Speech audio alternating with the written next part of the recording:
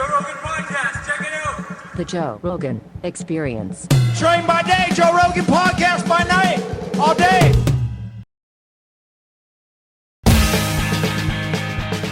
Okay.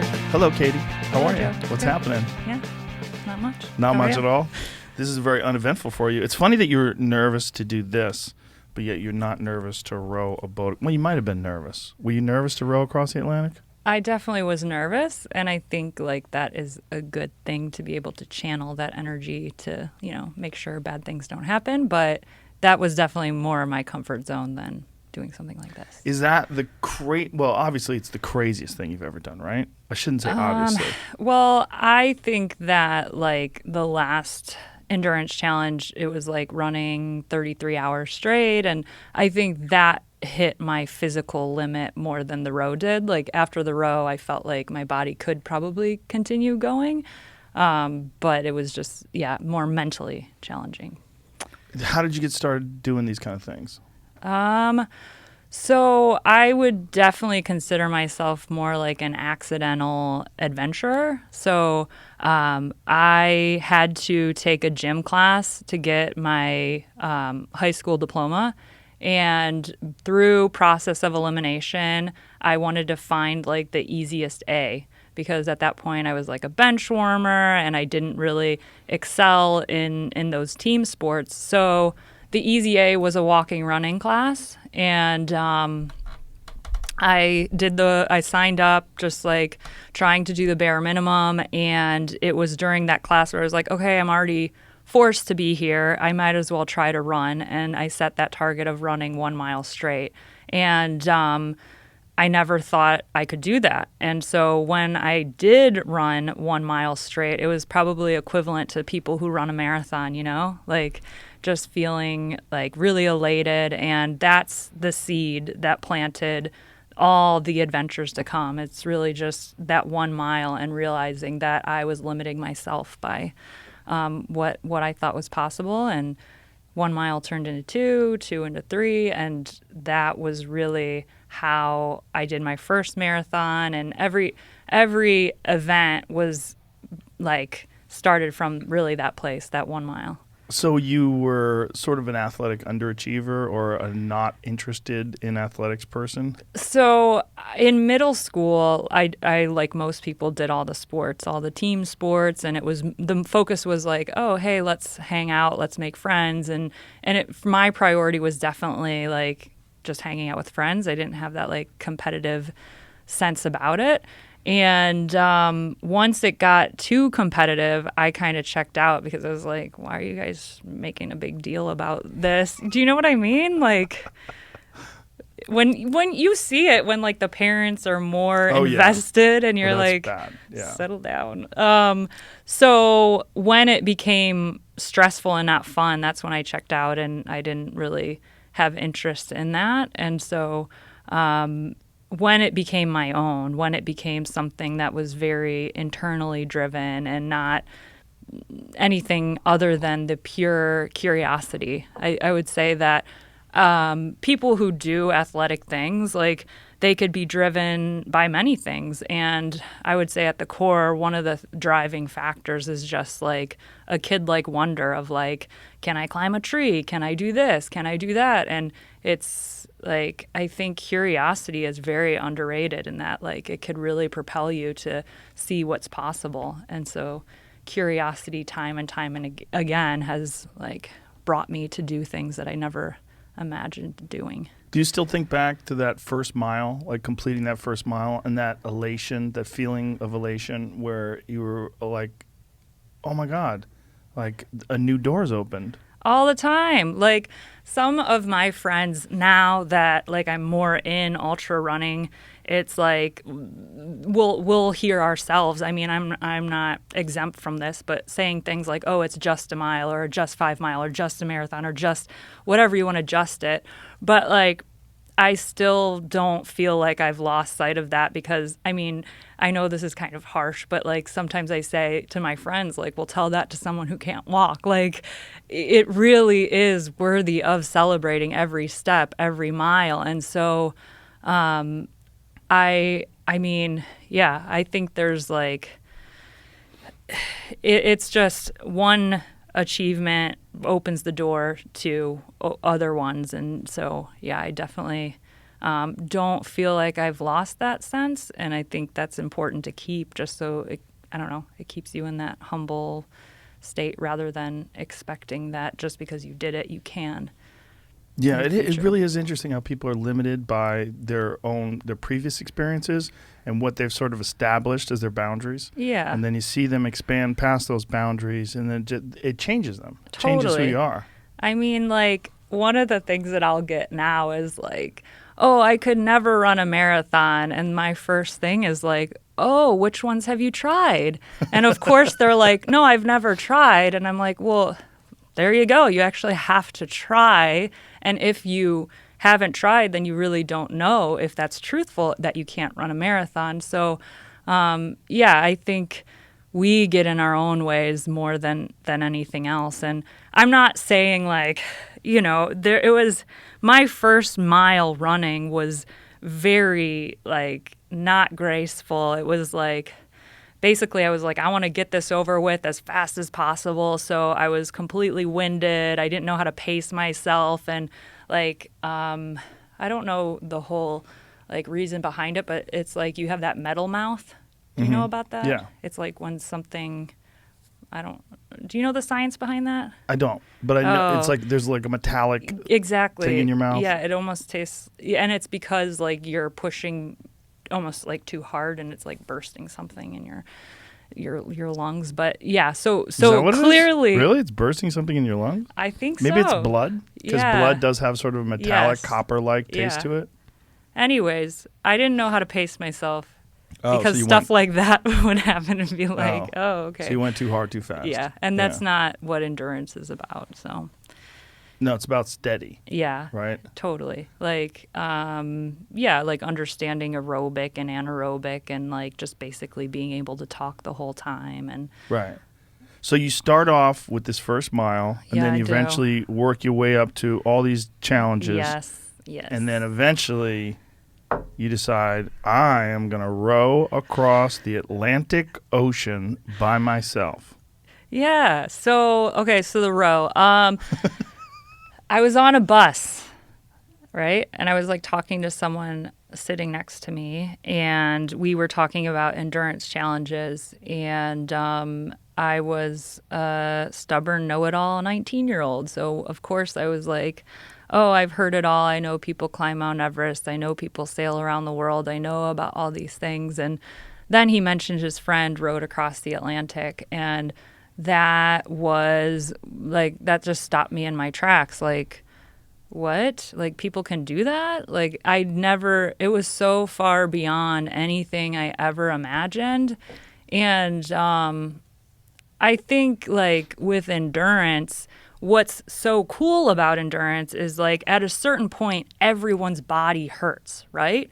So what makes endurance, like, a really cool experience is seeing how the human will and how, like, determination and how a strong mind, like, it's a requirement because everyone, no matter how fast or slow you are, is going through that mental wall.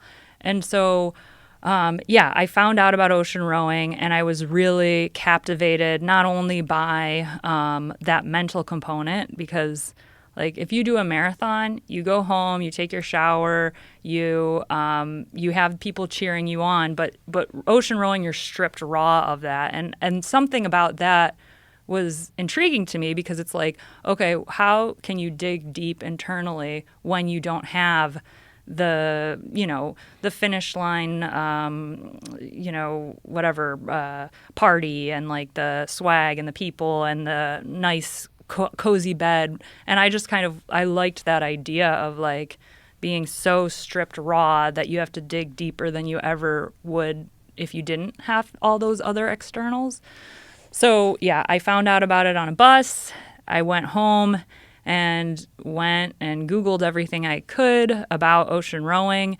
And it was at a time where I did my first ultra marathon. So it was like 100-kilometer run or 62 miles. And it was, again, one of those moments where I was like, I never thought I could do that, and my body proved otherwise. So what are all the other things that I'm saying I can't do, but maybe I can? So it was really that information at that particular time where I was like really open to the idea of, wow, maybe it is possible. But it was a matter of like researching everything. It wasn't like, oh, I got to do this. It was, oh, I got to find out everything. Because, I mean, if someone told you someone rode across the Atlantic, wouldn't the first thing be like, is that really true? Like, so, I mean, that was the first place I looked, like, are people legitimately doing that? How much time was it between you finding out about it and you actually doing it? 2 years. That's not that long. No. What kind of training did you do? So like physical training, like compared to doing like, I've trained for like Ironmans and then trained for adventures, like purely physical to like these more adventure type things. And like training for an Ironman, 90% is like what you're doing in the gym. For ocean rowing and for like the more adventure type athletic pursuits, I would say that like 90% was like the logistics. Like you could be the most fit person in the world, but if you don't have a boat, what does it matter? Like, so I spent most of my time just like sorting out through all the logistics, the sponsorship, getting the gear, training with the gear. But yeah, like my training priorities for rowing and ocean were injury prevention. So I did a lot with like strengthening my core and my lower back. And then on the weekends is when I would do like a 6 to 8 hour training row just to get used to the boat and the equipment more than anything else. But And you would go on a lake? Lake Erie. Lake yeah. Erie? Yes. Now, how fast do you go on this boat?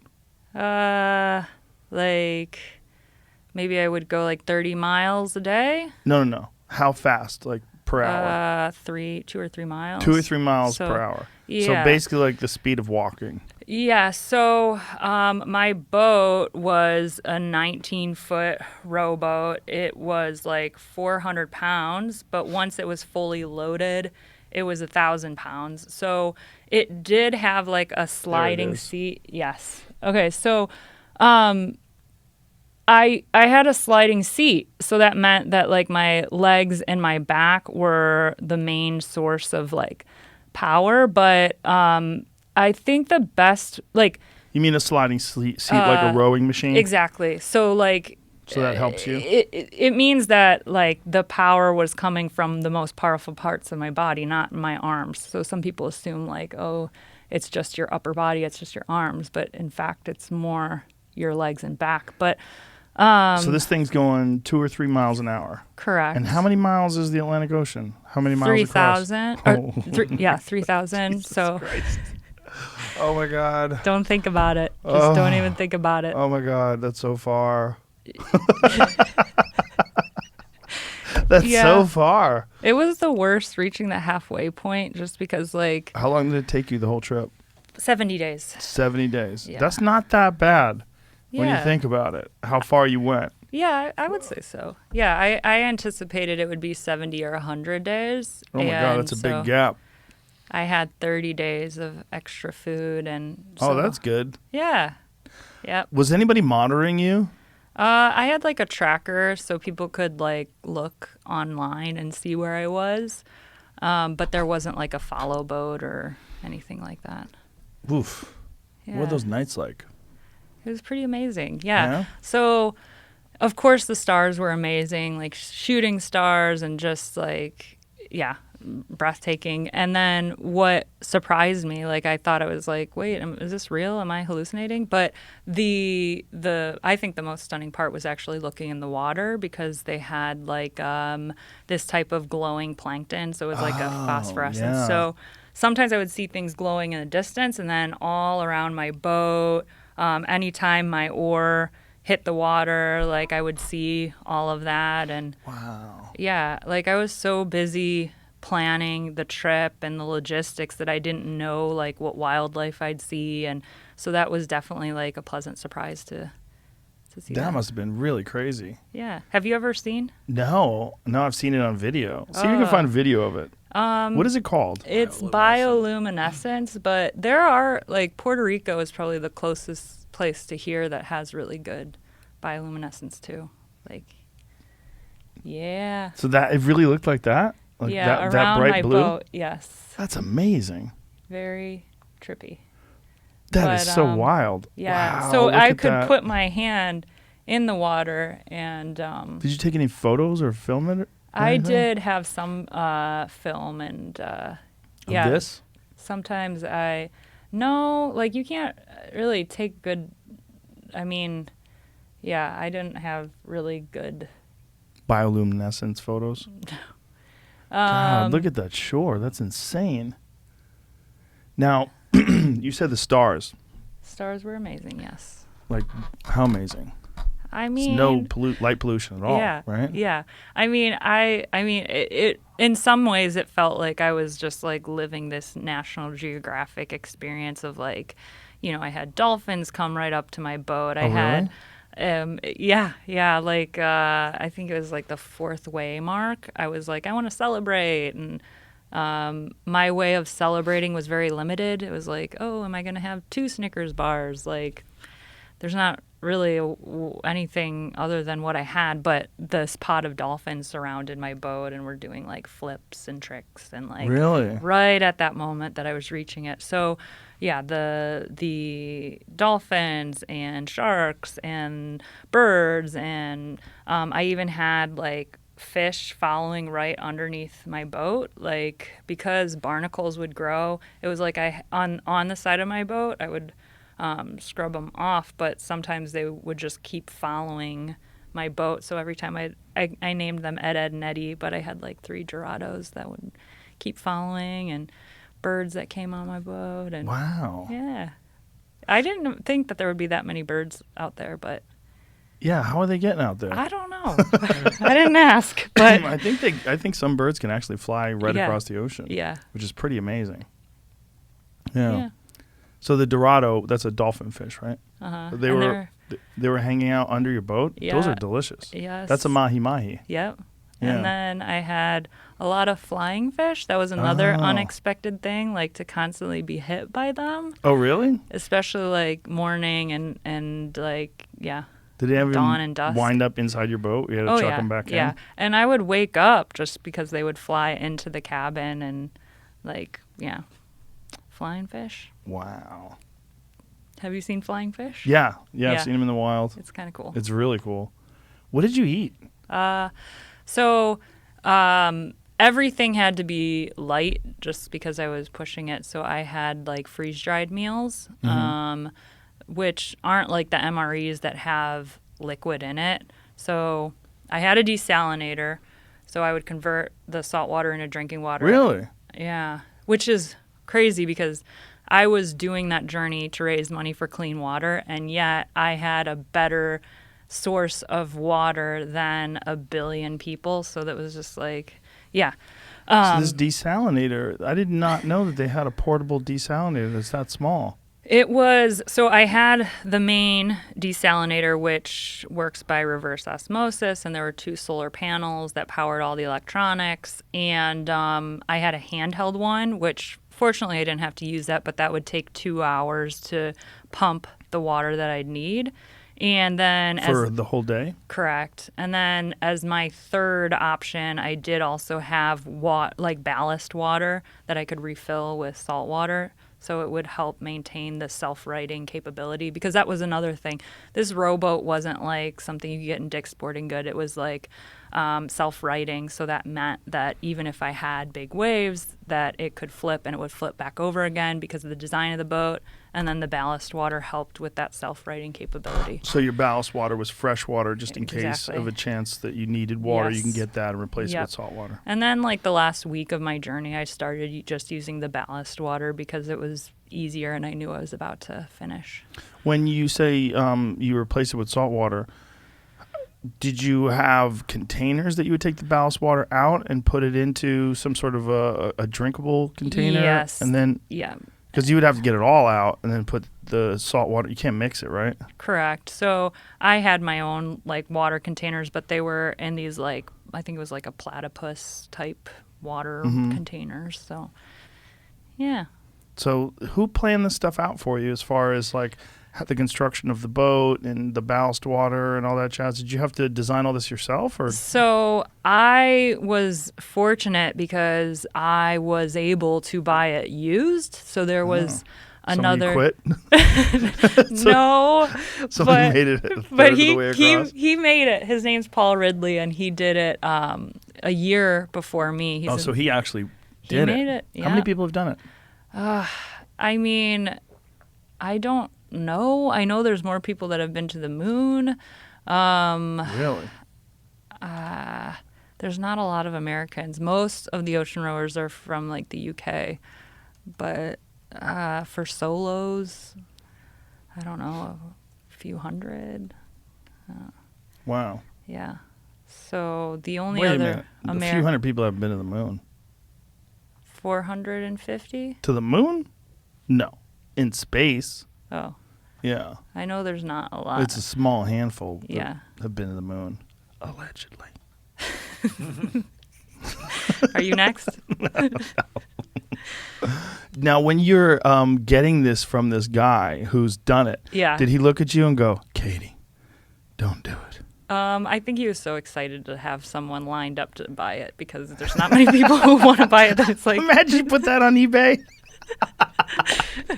Hey, who wants to go across the fucking ocean by yourself? Yeah. I did it. Want to buy my boat? You'd have to be a fan of his, maybe. Would you ever row across an ocean? No, I would not, Katie. Are you sure? Thank you for asking. Oh, yeah, okay. no, I don't have that kind of time. Oh. But there's like...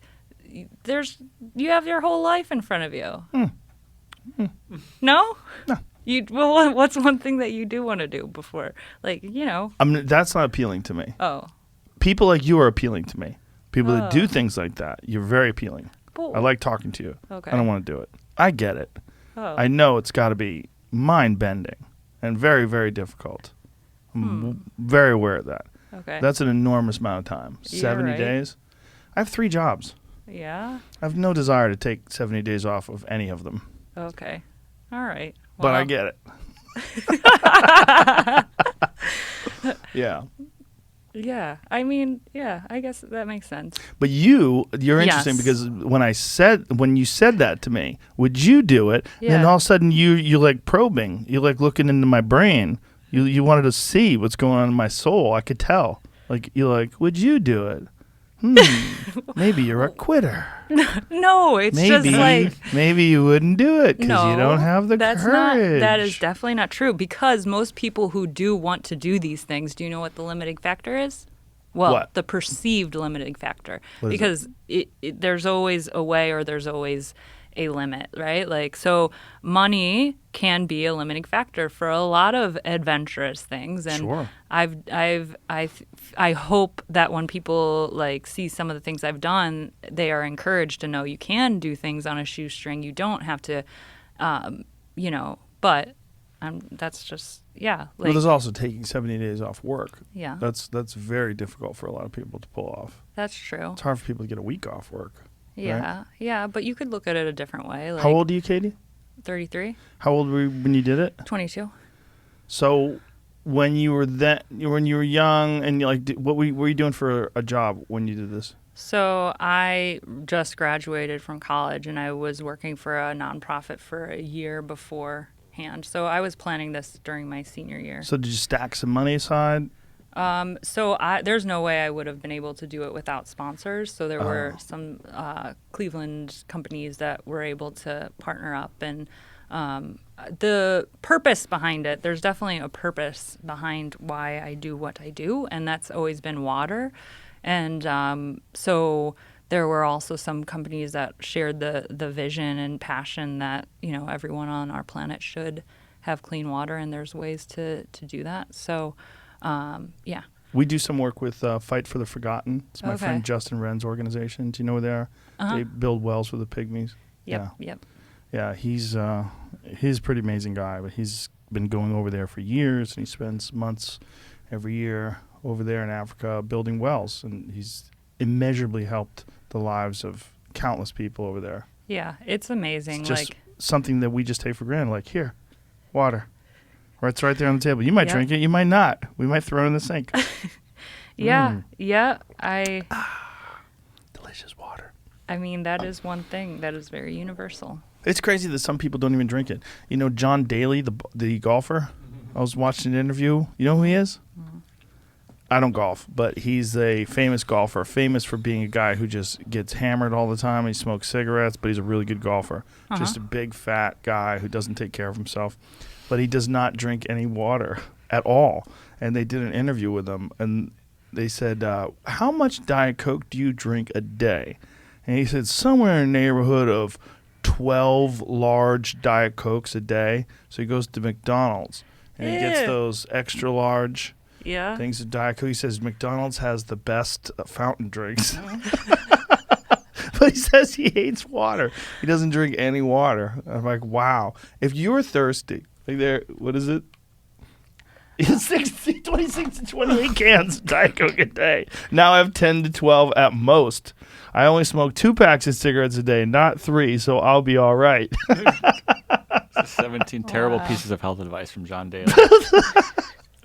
He's quite a character. Like, what about his teeth? His teeth can't be good. with all I that. don't know. It's a good question. Look, he's out there with a cigarette in his I hope he has mouth. Look at good- his stomach. a dentist. 1991 to 2017. He's fat now, but still a really good golfer. That golf is such a strange game. You know, you can make a living as an athlete and not even be remotely athletic or in shape or even healthy. You just have to be able to do a few moves. Yeah, there's some sports you can get away with. Not rowing across the ocean, Katie. Yeah, well. How many I mean, cigarettes did you smoke while you were rowing across the definitely ocean? did not smoke any cigarettes. But water. So water is yes, that's what you were doing it for. Yeah, you were doing it to raise money. correct. Yep. What's the organization? Right now, I'm working with an organization called H2O for Life, and they partner with schools here in the United States to help schools get clean water all around the world. And what's also really cool about them is they create service learning opportunities for schools here. And I think that sometimes when I'm involved with clean water, it's like, well, what are you doing here? And H2O for Life does do things here to help kids feel part of something bigger, to help kids develop empathy and concern and care for other people. So I think what they do is pretty unique in that they can both help others outside the United States and both help fill that need for kids here to feel part of something. So the row raised $150,000 for water projects. And then through all the different adventures, it's been about $400,000. That's awesome. Yeah, it is really cool to see the impact, and I keep tabs on the different projects. And right now, it's 20,000 people that have gotten clean water through adventures. And yeah, I mean, it really doesn't take much to help with clean water, and you could support. I mean, there's so many great causes to get behind. What's also encouraging about clean water is there are solutions. It's not this unknown. It's not this we're putting money into research to figure out if it will work. There are wells, boreholes, rainwater harvesting. There's so many different solutions tailored to the communities that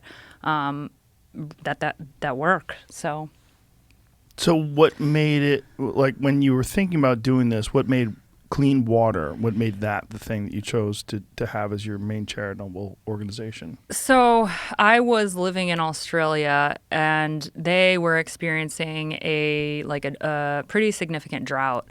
And Australia is very developed. It's and to see the major headlines, to see the rules like, oh, you can't water your grass right now, you can't wash your car right now, and just to see that happening in somewhere so developed, it had it in the back of my mind like, wow, water isn't something that should be taken for granted, and it isn't just this unlimited resource. And so I was studying environmental science, and I remember one of my professors mentioned that the wars of the future would be on water, and in some countries it's already the case. And to me, that was kind of like that one sentence that I couldn't unlearn, I couldn't stop thinking about.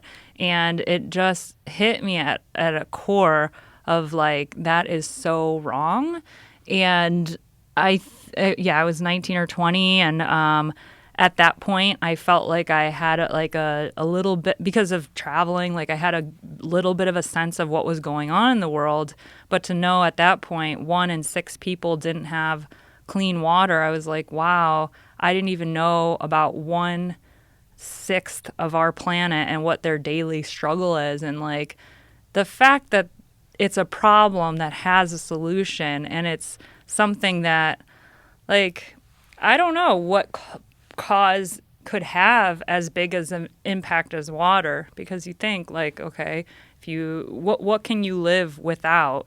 You can't even survive 3 days without water. So, and just like thinking about health, half of the hospital beds are filled because of unsafe drinking water. If you think about environment, if you think about education, Half of the hospital beds in the world? Is that what you mean?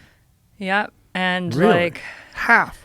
yeah, like for children in the world, the greatest killer is diarrheal disease, and that is because of unsafe drinking water. And that is like, there's this documentary that came out within the last year called, I think it's Brave Blue World, and Matt Damon shared something at the beginning about like, imagine that right now we find the cure for all childhood cancers, and then imagine in 50 years from now these kids are still dying from this very cancer that we have a cure for. And that is what's happening with clean water. And I mean, I don't know, it still boils my blood just like thinking about like how wrong it is. And when you see how wrong it is, I mean, I feel like, of course, I would want to support that and do something. And like, when I first started learning about it, the first water project I was able to fund was in Haiti, and I was learning about how some places they don't even give their kids a name until they're 5 years old, because, okay, so who's affected by the water crisis? Women and children. Children, their bodies aren't strong enough to withstand and to fight back all the bacteria and the like viruses and all the things. Yeah, exactly. So they won't even give their kids names until they think they'll be able to live, right? So like, just thinking about that is like, these are real people. Like, these are, I don't know. The real people today. Yeah, exactly. Yeah, this is not real people 5,000 years ago. And like, just the idea of not even giving your child a name because of that fear of like, they might not even live, so you don't even want to get like. My friend Lex Friedman, yeah, he's a scientist that works with artificial intelligence. He posted something on his Instagram. It's yesterday. It's a crazy statistic about children and infant mortality from I believe it was 200 years ago. Look at this. In 1800, 43% died before the age of 5. Today it's 4%. Just imagine that. And that was all over the world. Yeah. 43%. But that's not the case everywhere. Yeah. Obviously. If you're not naming your kids, it's probably that's probably where the gap is, because it's not 5% of American children die before that age. Yeah. So, yeah, water has always been something that has given me hope, just seeing that there's definitely real change is possible. It also seems like it's financially possible. Oh, yeah. You're not talking about giving everybody diamonds. Correct. Like, I mean, with these water projects, it's not just clean water. Like, that's the pretty part, but like they also need like latrines. And so most of these charities that are working to solve the water crisis are not just doing water, they're doing sanitation and hygiene education. So on average, it's like it depends. Like, rainwater harvesting is a lot cheaper than building wells. And so, but on average, it's like $50 for one person to get clean water. So, yeah. For their life? Depending, like it's hard to, at $50? least 10 years though for most of the water projects. God, that seems like a hurdle that's so easy to get over. Correct. Yeah. So, I mean, There's just not a financial incentive for people to do it. That's what it is. yeah, I mean, it's kind of like, it's not because there's a lack, like the solution is there. It's just like the motivation to, Right. put resources and energy towards it. But I've definitely felt very encouraged just seeing how many people have been supportive and yeah, I mean, just it's, yeah, you could say like I raised this much, but truthfully I witnessed the generosity of others who believed in a similar thing that I did. When you say that, obviously children, but why are women more affected by it than men? Because it's their responsibility to go and collect the water. So on average, it's like 4 miles every single day that they have to go. And it's not just the fact that it's a long walk, but when you're coming back, you're carrying the jerry cans, which could be 40 pounds. It could also be dangerous. They could be attacked. There could be wild animals. So they are the ones who are responsible for collecting it. And the men are out hunting or something? Yeah. Yeah. And also, like, for females, if there aren't any, like, latrines, like, once they hit puberty and they're having their menstrual cycle, they will just not go to school anymore because they don't have a way to, take care of themselves. So women and children are definitely the ones who are affected the most. Mm. Yeah. Well, all in all, it's poor people. Yeah. And this organization has been around for how long doing this? H2O for Life, over a decade. Yeah. So they have partners in the field building all the different projects. And there's been maybe 40 or 50 projects that were funded through all the different adventures. And then I have been able to visit some of them in Kenya and South Africa after the fact, after the projects were built. And yeah. Now, how'd you get connected with them, and how does it work? Like, do your sponsors pay X amount per what happens when you complete this? Like, how does that work?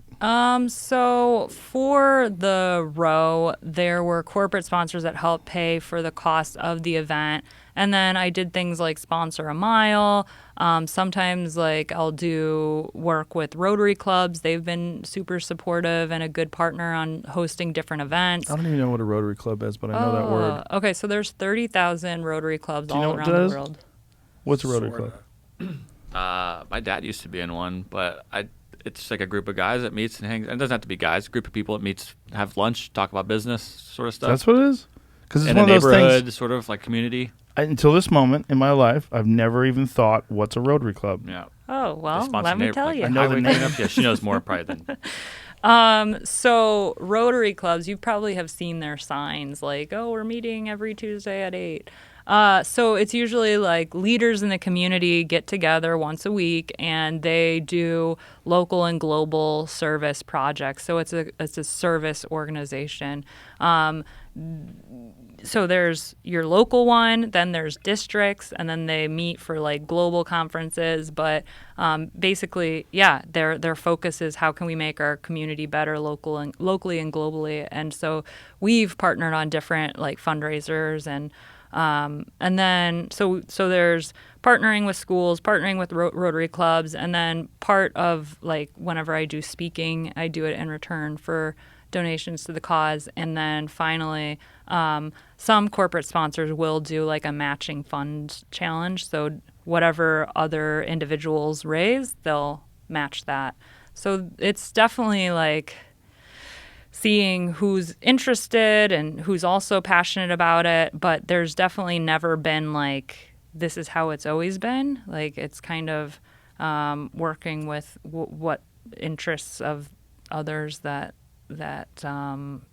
also want to do something. So you had a series of sponsors, and you have a series of sponsors for all your adventures.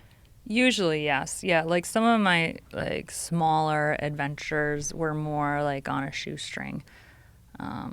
But How do you go about acquiring these sponsors?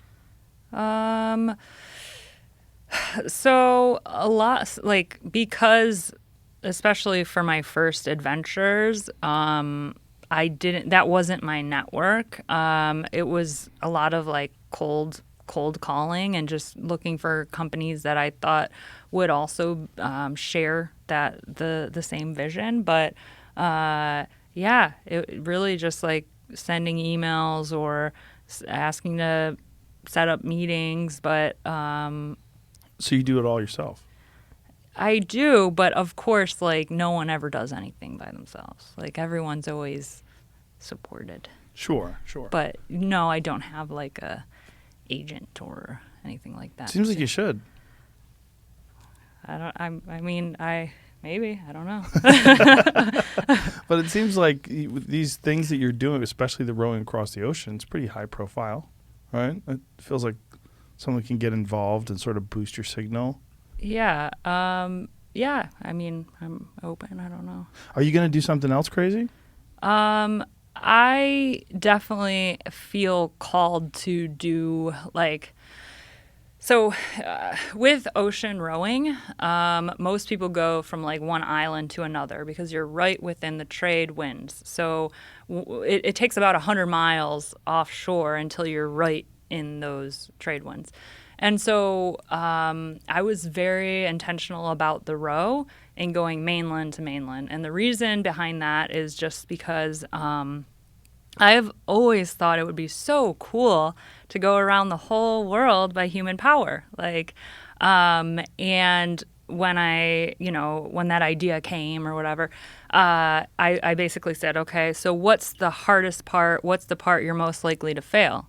And if you're going around the whole world, the row is the part that you're most likely to fail. Half of the people do, and it's the most expensive. And I would never want to go on this around the world trip and then fail at the last leg, And so that was always like the original vision of just like going completely around the world by human power. And I think realistically it would be done in legs. So I would like to do the next leg, which would be cycling from where I landed in South America. So I landed in Georgetown, Guyana, and then cycling from South America to North America.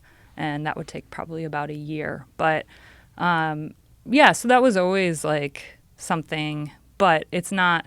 The reason I haven't done it is because I have a lot of other things that I've done and am doing that I'm interested in. And I always thought like a journey like that is something that you could do much older and like because like there's a certain kind of fitness you need for an Ironman versus cycle touring. You really like You're not racing. Correct. And like I kind of wanted my 20s to be more racing and more pushing. Like I really enjoyed doing Ironman after Ironman after Ironman and just like feeling fast. And like the more I do endurance, I'm losing that speed. And so it's kind of like a balance. And so I think the around the world trip certainly would be something I'd love to explore doing. I am also aware that like for endurance, being in my 30s is probably the best for recovery. So although I think people could cycle around the world in their 60s and 70s, I think I would enjoy it more now just because of that ability to recover and like sleeping in a tent and dealing with all like the climate and just kind of living wild like that. But yeah, that would be one of the like challenges that I could see pursuing probably in legs rather than just doing the whole thing because it would be like 3 years. Now, when you think about doing something like that, Yeah. do you get concerned about your safety? Oh yeah, absolutely. Yeah, like of course, like I don't do these things because I don't like have concern. I definitely was concerned about the ocean, and I think that's why I spent so much time like researching it and asking all those questions and looking at what were the backups and I definitely took it very seriously and took those risks very seriously, but I don't know, like, Did you encounter any hairy moments while you were out there? yeah, I had like 30-foot waves at Holy shit. yes, but 30 feet is a lot. yes, Well, it what's is. What's this roof? Maybe 10. 10? Maybe, Yeah. Maybe. 10. Okay. 3 most. times the size of this roof. But let me Fuck that. okay, but here's the thing about that. You're in a little rowboat. But 30-foot waves is crazy. these boats are designed for it. I So it's understand. kind of like, what's the point of having this fancy boat if you don't get to see the full possibilities and capabilities of it? So, Okay, crazy. like, I I could have understand what been you're saying. in a like Right. rinky-dink kayak at Yeah. that point if I didn't. Like, so when you row an ocean, you're not like, hey, what's hurricane season? Let's go. Like, I wasn't out there when. So I worked with a weather guy, and we knew that it could be like that. So I had a backup, like, place. So here's what happened. I was about to land. I had these big waves, and then I was like, "Oh You're no!" about to land, so is it yeah, the end? correct. And my goodness. it's known because it's like the continental shelf, so it jumps from being thousands of feet deep to pretty shallow. So it's known to have these like waves and winds, and it's just known for that kind of thing. So I had an option of landing there, but I would need a boat to tow me in because I could crash into cliffs or crash into something because it's so impossible to be precise when you have those big waves. So that's where the detour happened. So I ended up 2 countries west of my original destination because I didn't want to tow. Like, how terrible would that be? That would have sucked. Yeah, like, oh, here I did it. If you Not- did have to get towed, would you go back and do it again? You might I don't have know. to, right? I don't know. I don't even want to think about that. Like, so that's yeah. That I mean, that's not solo. You No. got that. No. Yeah. Yeah, see, I think you'd do it again. Or I would just go from where they picked me up, and then That seems lame. I know, but Says it doesn't me, seem. a guy who's not even willing to go across a lake. Don't listen to me. Maybe someday. You never know. Maybe not. How about that? Okay. How many Ironman have you done? 5. Does it bother you it's an Iron Man, not an Iron person? No, it doesn't. Why is it Iron Man if you're doing it? I don't know. You wanna? That seems you weird. You should ask them. I don't know. Seems kind of weird. Yeah. And I'm not even one of those people, Yeah. that complains about that kind of shit. But why does it have to be Iron Man if, like, all sexes can do it? I don't know, but What if like, you're non-binary? I What if don't- you're asexual? I don't What if know. you like a Zur? And you like, I'm just an iron thing. I'm an iron they. Why don't they just call it iron they? No, doesn't sound good. It's a problem, right? If you're a woman, like if I was a guy and I was competing in an Iron Woman championship, I'm like, yeah, I took 3rd place in Iron Woman. They'd be like, why are you in a woman's contest? Well, it's open for everybody. They just call it Iron Woman. I'd be like, what the fuck is that? Yeah, I don't know. Right? Wouldn't you? I don't. Now make that you're these thinking about it, rules. someone should start attacking them on Twitter, and they would change their name. It's possible. Well, they're changing so many names because of social justice warriors attacking people. What is it? There was a recent one that they're changing. They're changing the word man. They're taking the word man out of something. God damn it! I forget what it is. I mean, what would we have to call it so we would call it? It's not Iron Man Iron or Woman. Human. Oh, okay. What's wrong with Iron Human? That has man in it too, by the way. Because Human. it doesn't sound. It's good. No. Why? It sounds dope. I like it better. It's Iron not as Human. punchy. Oh, Iron Man's more punchy. I don't know. Like sometimes when things are shorter. I get it. Yeah. Still. I mean, there's things in this world that are definitely worth changing, and I That's would not one of like them. to focus on water. But if you want to Right. take that one up, I'll focus on water. You focus I'm on gonna that row one. across the ocean to get For rid of the name of Iron Iron Man. Man. Change it to Iron Human. No. Just saying. Yeah, How many have you done? 5. Wow. You know they make them longer too. There's they make them I think 3 times as long. Oh, really? Yeah, that's a thing. That's ridiculous. Yeah, the longest I've biked once was 375 miles in 24 hours. Woo. And the longest I've run is 138, and I think that's it. I don't think I would like to go any further. My buddy Cam, he does a lot of them. Cam Haynes, he's done the Moab 240 and Yeah. the Bigfoot, whatever this Bigfoot 2, it's 205 or something like that. Yeah. The Moab 240 is a 3-day Yes. jam. Yeah. And they're trying to do something even crazier. Yeah, I believe it. Wow. I mean, I have seen 200 is the new 100. Yeah, these people are out of their fucking minds. I mean, He's got his son doing it now. Yeah, he's crazy. Son Truett. Yeah. I think Truett's he's in his early 20s. He's the kid that broke Goggins' chin-up record. Oh, really? Yeah, his Was he mad son's about a that? savage too. Was Goggins mad? Yeah. No, he loves Is he it. gonna try to break I'm it sure. again? I'm sure he'll break it. Who broke his? Yeah, he has to.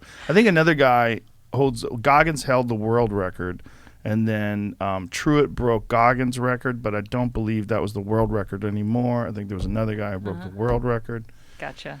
Yeah. So it's like a little hot It's potato. an insane amount of chin-ups. It's Yeah. thousands of chin-ups. 54-year-old Mark Jordan. Oh, Jesus. He's older than me. 4,210. Let me see what this savage looks like. That's insane. So since you Jesus Christ, look at the build on that man. See, that's an even bigger problem, right? Because that guy has to carry all that weight. He's heavier.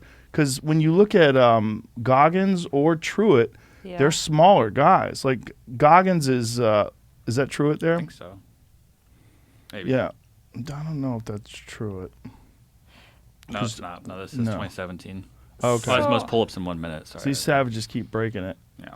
I think what's That guy's impressive. jacked, though. That's what's nuts. How thick that dude is. 4,300 actually it says. That's 4321 so in 24 hours. That's so much. Oh, my goodness. That is so much. Texas man. Yeah. Corpus Christi. Mark Jordan. Shout out to Mark. Yeah, usually they're not that muscular. Because he's carrying around, I'm sure he's got muscular legs too, carrying around a lot of weight. It's So- easier for slimmer people to do chin-ups. I have a question. Okay. So since you meet all these people that do fit things, who is a person that you've met or a record that you admire or I don't know, the coolest The coolest? human feat? The person who you have the most respect for doing, I don't know. Maybe you, Katie. No, Might be. can't be. Why? Because there's so many cool things. What you did is pretty cool. By yourself, alone in the ocean, for fucking days and days and days and days and days and days and days with phosphorescent water and the stars and dolphins are playing with you. What you did is pretty fucking cool. Well, thank you. Pretty cool. You know? That's up there. Okay, but what's you know? Eddie Izzard impressed me the most because what he did, he had zero training and he wasn't in shape and he's a comedian. He just did it on pure will. And he's done multiple ones of these. But I shouldn't say he anymore because now he wants to be called a she. She. I'll just call him her, Eddie. Yeah. Eddie ran the entire length around the UK. Wow. Yeah, but with zero training, and they documented it in a documentary. I mean, Eddie's feet were falling off. I mean, the skin was just completely removed. And it's horrific to watch when you see them trying to tape up the toes and deal with all the blisters, and then running the next day. Eddie's out there huffing it. I mean, but not in shape. Not like a person like you or like Cam Haynes or David Goggins. A person that is just through sheer will decides they're going to run around the entire length of the UK and do it all for charity. And then since then, Eddie's done, she's run through Africa and did a recent one where they were doing it on Zoom. That one was on a treadmill and did what was it, like 26 marathons in 31 and 32 days. Yeah, something crazy. Something like that. 32 and 31 Yeah. days. I don't know. That's pretty damn impressive because Eddie's not an athlete per se. It sounds like she Yeah. sounds pretty athletic. Yeah, she used to be called he. It's confusing because she still likes girls. Or as Eddie says, fancies the ladies. But whatever. When you're that badass, I don't give a fuck what you call yourself or who you are. Yeah. I'll say whatever you want. Well, what was the distance for the UK run? It's a good question. Totally more than 1,100 miles. 43 marathons in 51 days. 27 miles a day Wow. at least. You got to understand that this is not an in-shape person. I'm surprised that there wasn't injury to stop that. I think like injury is definitely one of the biggest challenges. Oh, yeah, for sure. How old was Eddie at the time? It was in 2009, so a little bit younger, but 40? let me see if it says in the thing. Probably 40. Not young. Only trained for 5 weeks right before it, and then That's yeah, really it's not saying. I'll check something else. Sorry. like usually you taper 2 or 3 weeks. Yeah. So that's like No, it's nuts. yeah, that's not And if you watch the documentary, you just see it's just sheer will. yeah. He was 47 at the time. You could say he was 47 at the time because he was a he then. 47-year-old actor was 47 at the time. That's not young. It's super impressive. That's probably the most impressive thing. Yeah, I'd be curious. There's But just because of that, because I Yeah. know, like, my friend Cam Haynes, he runs every day. He's in great shape. He just ran 100 miles like it was nothing. Yeah. Just did it, like, last weekend. Did a 100-mile race. And he Yeah. doesn't even tell anybody. He just goes and does them. Because he does it so much. He runs, literally, when he prepares for these things, he runs a marathon a day. Every day. But so him doing that, yeah, it's like, not as impressive I as get it. Eddie doing it, just because Eddie's not in shape. yeah. That makes sense. I mean, like, even in Ironmans, like, of course, there's these people who finish in 8-9 hours, but sometimes the most impressive thing, like, one of the races I did, my friends and I, we stayed until the last person came. And this person was out there for 17 hours, like, and they made it just within, like, 20 more seconds to Oh, go. wow. And, like, yeah, it's almost just as inspiring, if not more, to see that person who's just barely made it than Right. the one who's just like, oh, Right, I through could do sheer that again. will. Yeah. But there's not one person that's the most impressive. There's a Yeah. lot of one of the more interesting things about doing a podcast is that you can talk to people from all walks of life. And Yeah. so my understanding of human beings is very broad in a sense that, like, oh, I met someone like her. Oh, I know a person like that. Yeah. Oh, that guy, yeah, that's like this person. Like, if you just live in the same place and communicate with the same people and you don't get out and you don't travel and you don't meet really unique and interesting people, you have an idea. You have a little box that you look to put human beings in. My box is enormous. So what I think of what's possible with people is enormous. Yeah. You know, so it's made me very, very open-minded in terms of what's possible, in terms of just the different kinds of people, different styles of human beings, because that's kind of what it's like. There's different styles of human being, different ways that people talk, different ways people protect themselves with their speech and with their manner of talking. They shield themselves, and then other people that are just wide open. Some Yeah. people that really, because they're really good at one thing, they think they know it all about everything. That's an unusual thing. What's that called? The Dunning-Kruger effect. But then there's other people Wait, that what are. does that mean? I think it means when you have an expertise in one subject, you grossly overestimate your understanding of other subjects. Let's see if we can find the definition of that. I've never heard that. You never heard that? Uh-uh. It's a commonly used phrase because it's very common amongst really brilliant people, unfortunately. There's brilliant people that dismiss other disciplines and other works and other fields of interest Yeah. because it's not inside of the... Here it is. It's a hypothetical cognitive bias stating that people with low ability at a task overestimate their ability. Oh, Okay. psychological bias. Yeah, it would be an amateur chess player overestimating their performance in the upcoming chess tournament compared to their competent counterparts. I think I fucked that up then. Because I thought that it had to do with someone being really good at something else, and that's why the Dunning-Kruger effect takes into position. That's how I've always thought of it. So the way I'm looking at it, I'm looking at the Dunning-Kruger effect based on people that are good at other things. And so usually maybe someone is a great mathematician, but they have a kind of funky view about religion. Yeah. Or maybe there's someone who is a brilliant psychologist, but they maybe have a dismissive view of martial arts or people that practice it. I know people that are into athletics, and they're athletic trainers, and they dismiss yoga. They have zero experience in yoga. And I've had arguments with people about that, guys who are professional trainers that train elite athletes, and they dismiss yoga. What do they have against yoga? It's not that they have anything against it. It's that they don't understand what they're talking about, because they believe that because they're so good at this one thing, maybe plyometrics, explosive training, that you talk to them about yoga and they'll be dismissive of it. I'm like, well, how often are you doing it? You know, listen, I've done a lot of shit. Yoga's hard. It's good. Yeah.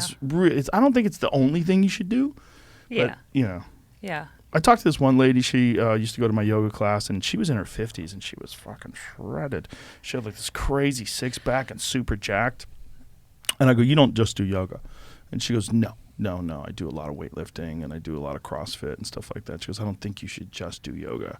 She goes, but I think you should do yoga. Yeah, And for I sure. was like, yeah, I kind of agree.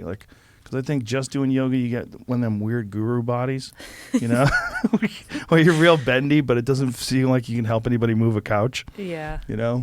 I think weightlifting is, especially as you get older, I think it's imperative. I really think it's important. And some sort of resistance training just to keep your bone density and keep your muscles and tendons strong.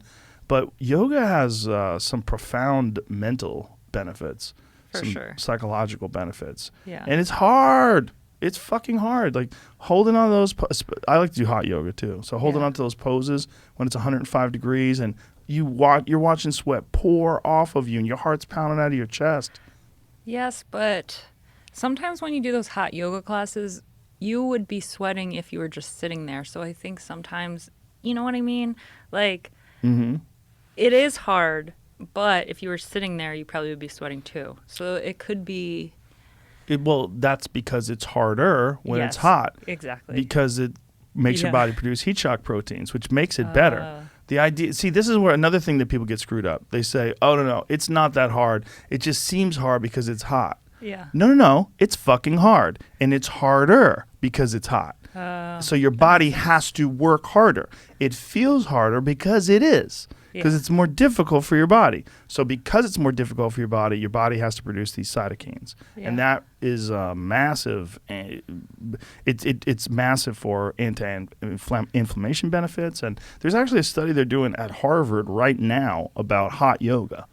And they're trying to find out if hot yoga has similar benefits to that. Was it Finland that did that yoga that sauna study? I keep fucking it up. I always say think we Norway. corrected it to Finland, yes. Finland, right? Yeah. Yeah, there's a study that they did out of Finland that showed a 40% decrease in all-cause mortality for people that did sauna. I think it's at 170 degrees, 20 minutes, 4 times a week. 40% decrease of all-cause mortality, heart attack, stroke, cancer, everything across the board. Yeah. Because of the heat shock protein benefit, because of the fact that your body is kind of freaking out because of that heat, so it produces those cytokines, and that has massive benefits for your health and psychological benefits. So one of the coaches I worked with for Ironman, I used to do hot yoga a lot, and his concern for me in doing that on top of Ironman training was just okay, so you are already so hydration is already so hard with training, 20 hours of sweating by running and biking and swimming. So that's the only thing that I've heard. I don't know. Have you heard anything about that? You definitely can get dehydrated if you don't plan accordingly. But what you really need is an electrolyte supplement. Yes. So Okay. I use liquid IV. I just take. I'll do 2 of those in a day is generally what I do because I work out a lot. But when Yeah. I do the sauna, I do one after the sauna. If I do a hot yoga class, I'll do it before the yoga class. So I'll do like an hour before the yoga class. I'll drink 32 ounces of water with liquid IV. The only problem is having to pee. That's the problem. You know, we talked about that before the podcast. You drink a lot of water. My daughter, my 10-year-old, has decided to drink massive amounts of water now. So she has this the jug. Yeah. It is so big. It's huge. And she was laughing. And I go, why are you doing this? And she goes, well, water's really good for you. And I just want to see if I can drink this every day. And I go, well, you definitely can drink it every day. So I go, how many times do you have to pee at class? She goes, every class. I have to get up and pee multiple times. And she's laughing. I go, multiple times during class. I go, what do your teachers think about this? She goes, they laugh. They think it's funny because they know that I have this giant jug of water on my table. I'm like, okay. She might be going overhydration, hyponatremia, like that. No, she's not doing that because okay. she's doing it through the entire day. Okay. But that is a danger. But Yeah. that's when you're forcing water into your body. I mean, right? People have died from that. I've had hyponatremia. Did you really? Biking across America. Wow. Yeah. What happened? It was. I mean, yeah.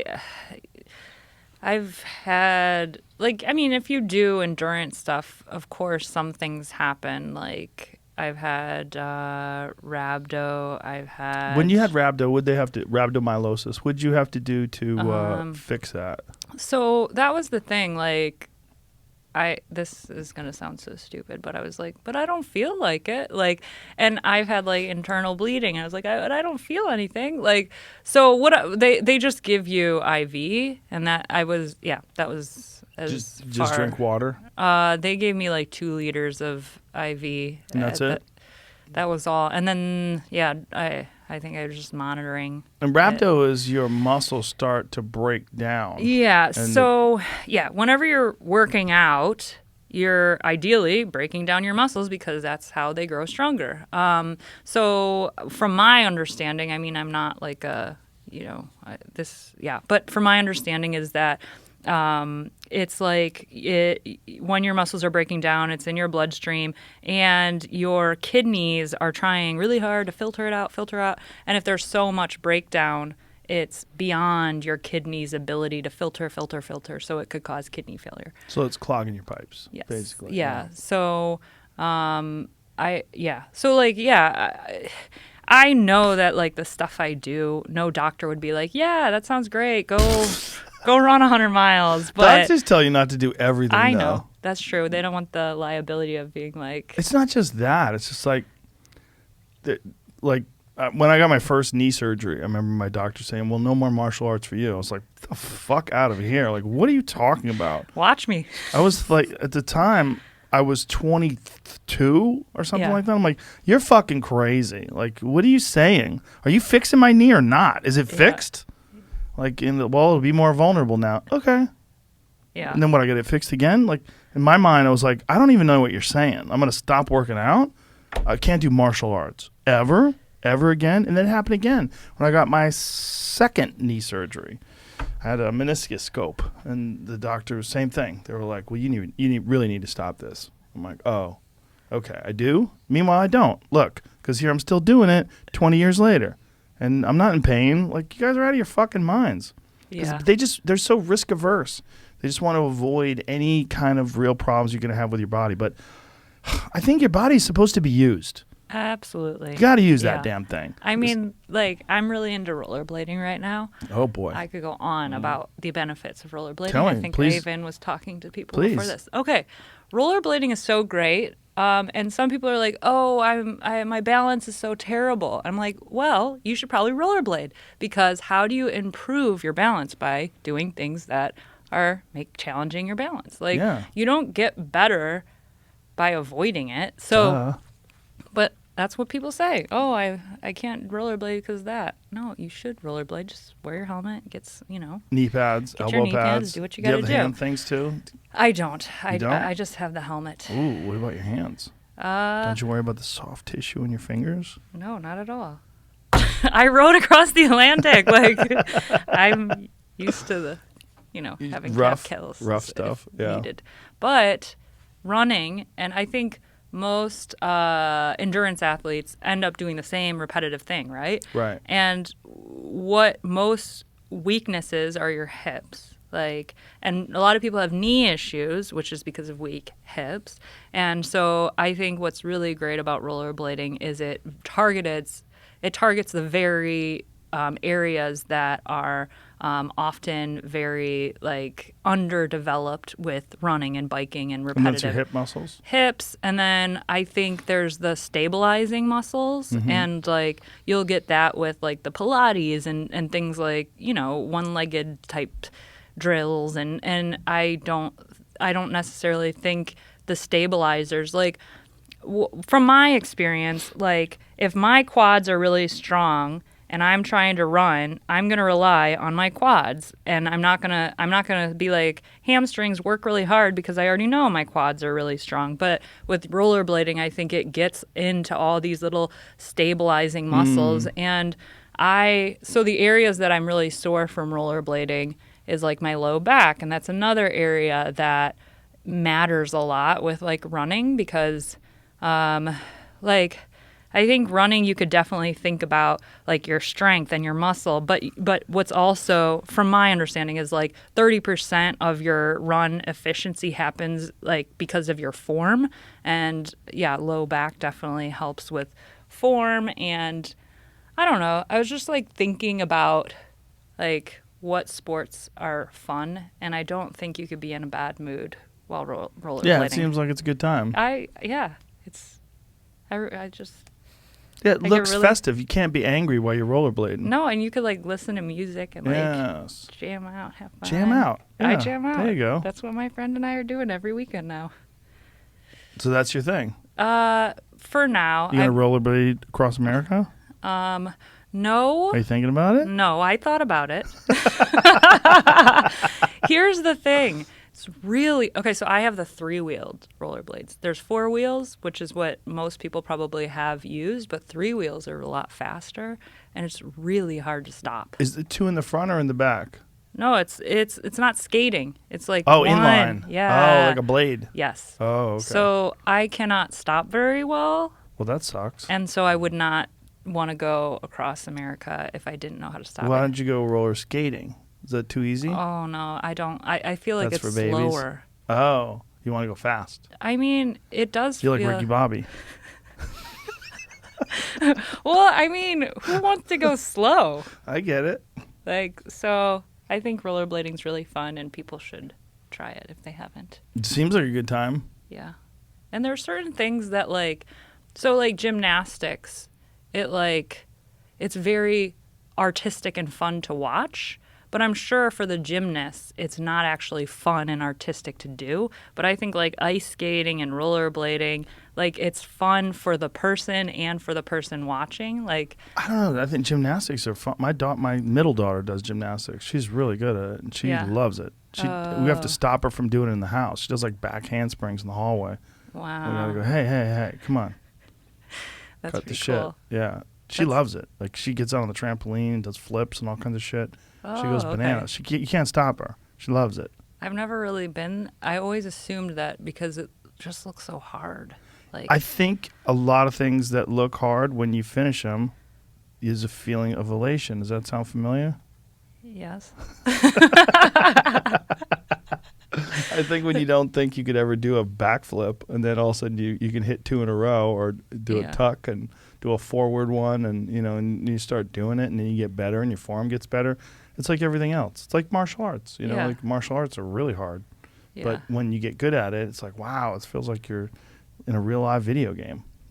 Yeah. Do you have anything that you're my little thing is the splits. I've never worked my way into that. Oh, you should be able to do that. You're an athlete. My hamstrings are really tight. Yeah, you could do it. I mean, it would take time. I think it's fascinating when I talk to someone like you that is willing to row across the fucking ocean, and you're saying it would take time to do the splits. Because my body, because I trained it to do one thing. Yeah, no, I understand. Yeah. Yeah, but it's just a matter of stretching. Yeah. It's easy. I mean, it's patience. It's just consistency. That's true. I've been doing it my whole life. I've been stretching my whole life. So even though I'm a meathead, I'm very flexible. Do you do any of the yin yoga? Yin yoga? What is that? Oh, okay. So that's like the one where you're just like holding things for 3 minutes and like. Oh, wow. It's from my understanding, it's like one of the best types of yoga for runners because, like it's the least muscular. So it's like it would be like nappy time yoga. Like, Oh, okay. that one's but Mostly that's- on the floor. Yeah. Yeah. Yeah, but it's Okay. like probably the best stretching yoga. Yeah, there is. just stretch. Oh. Just make yourself stretch. Yeah. Yeah, just decide I have an hour and a half right now that I'm going to do nothing but stretch. It's you'd be amazed at how much tension you carry in your muscles too. Yeah. Like whenever I have a show, like a comedy show, and I'm a little tense, I stretch. I feel way better afterwards. Yeah. It's like all this, and then just like, you have more mobility. Everything moves better. You know? Yeah. Yeah. Yeah. I definitely like the tennis ball too for like my back. Oh yeah. That's Oh, the we have best. these things. Those have you tried those fucking hyper ice balls? They're these things. They're hard and they vibrate like crazy, and you roll on them, Yeah. and it just say, well, try it afterwards. It's one of our sponsors, which you get on it and roll around on it. It just loosens everything up. It's like, oh, it's so much better than a tennis ball. Because I was using lacrosse balls Yeah, that's what I for a have while. too. Those are nice. Yeah. This is like that times 100. Yeah. Yeah, it's awesome. Huh. Because the vibration is crazy. It's like, what the fuck is in here that makes this thing vibrate like that? And they have a roller that does the same thing. I'll show you later. Yeah. My friend But has yeah. the wand one that she uses. Like it's some kind of Alex Honnold was here the other day. Yeah. You know who he is? The free solo climber? climber. He's Yeah. great. And we were talking about flexibility. He's like, yeah, I'm not really that flexible. And I'm like, well, wouldn't it help you Yeah, I would to imagine. be flexible? He's like, yeah, you definitely would. And I'm like, why aren't you fucking stretching? And he's like, oh, it's really hard. You know? I'm like, no, it's not. Like, you fucking climb El Cap with no ropes. It's the same thing with you. It's like people are crazy. Like, people have this thing that they do that's really difficult that they don't think is difficult, and then they look at something else and they'll be like, I can never play piano. You know, it's like kind of the same thing. Like we put Yeah. limitations on ourselves. Like you say, I would like to be able to do splits. I swear to God, if you lived in Austin, I could get you to do the splits in 30 days. 100%. Depending on how fucked up you are. How much time would this You need an hour and a half a day. to do the splits? Yeah. Like you could 70 run days across the fucking No, ocean. it's not. It's just like that would be 10 miles of running. Yeah. Well, you could do that too. It's not stopping you from doing that. I mean, there's only so much time. Yeah, a there's day. 24 hours. Yeah, you know how many times there is in a day. You just do it. But if you wanted that, that's this Yeah. thing that you keep saying. Yeah. You're saying you wish you could do the splits. Well, it's just one of the in the Yeah. future. It's fucking Not right nothing. now. It's easy. I I have do it every other, day. Other You do it. things. Yeah. Stretch. All right. You I'll have let you know to. when I It's so when I important. achieve my. It's so important because it prevents injuries. It Yeah. allows you to have more range of motion. It's like it's something that everybody loses as you get older. Yeah, for Yeah. sure. Yeah, like I do weights 2 or 3 times a week, and then do like a yoga once a week. But I would definitely be more on the cardio side of the fence. Oh yeah, I would imagine. Well, a lot of runners are like real tight. A lot of Yeah. runners. A lot of Yeah. runners have very tight hamstrings because it's when you're done with all that running, you don't want to fucking stretch. You're like, I'm Exactly. done. Let me have Yeah. some Fruit Loops or whatever. Exactly. Yeah. Watermelon for me, but yeah. Watermelon. Yeah. You just want something, you know. You Yeah. don't want to like force yourself into it. But Goggins told me that he had such a problem with his psoas muscles that it was actually preventing him from running. Like he was trying to figure out what was wrong with him, and then he realized it was just tightness of his muscle. And so then he started stretching, and then he got obsessed with stretching. And I think he told me he stretches 2 hours every day now. Something bananas like that, but that's very Goggins-esque, Yeah. that he would do something that hard 2 hours a day. Yeah. But it's everything. Stretching's everything. It's so Yeah. important because it sucks. There's a thing about it too that sucks. You know what one sucks for me the most is when sitting down, grabbing my toes, and flattening my body to my thighs. Because it's just, it sucks. It sucks to breathe. It's not fun. It's painful. But once I do it, I'm like, I did it. Yeah. A lot of those stretches, it's like really bad for the first 30 seconds, and then sometimes it gets better. Or not, but. Yeah, you loosen up. Yeah. Yeah, same thing with doing the splits. The door one's really great, where you like lean into it and get your shoulders. Which one is that? How do you do it? You put you're like in the door frame, and then you lean. Yeah, that's great. That one's really good. Yeah. Hanging is great. Yeah. By your hands on a chin-up bar. Yeah. My God, that's so good for your shoulders. It's like so many people have shoulder pain, and a lot of it is just like everything's sort of impacted and tightened up.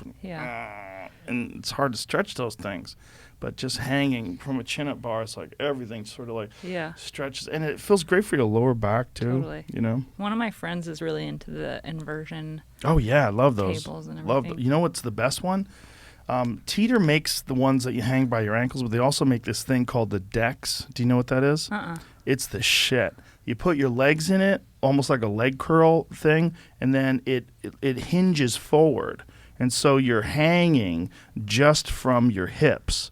So there's no the thing about the inversion table is you're hanging by your ankles. And it's great. It does loosen everything up, but this specifically targets your back. That's how it works. Oh. It's phenomenal. It reminds me of that like ab crunch Yes, thing. Yeah. exactly. And you can do back extensions on that thing too.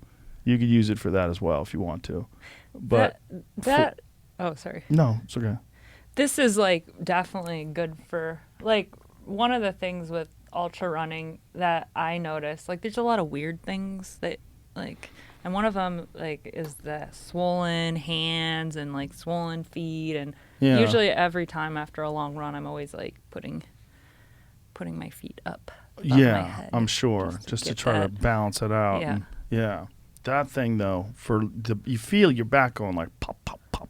You feel everything just sort of loosening up and decompressing. Yeah. You know, love that thing. Cool.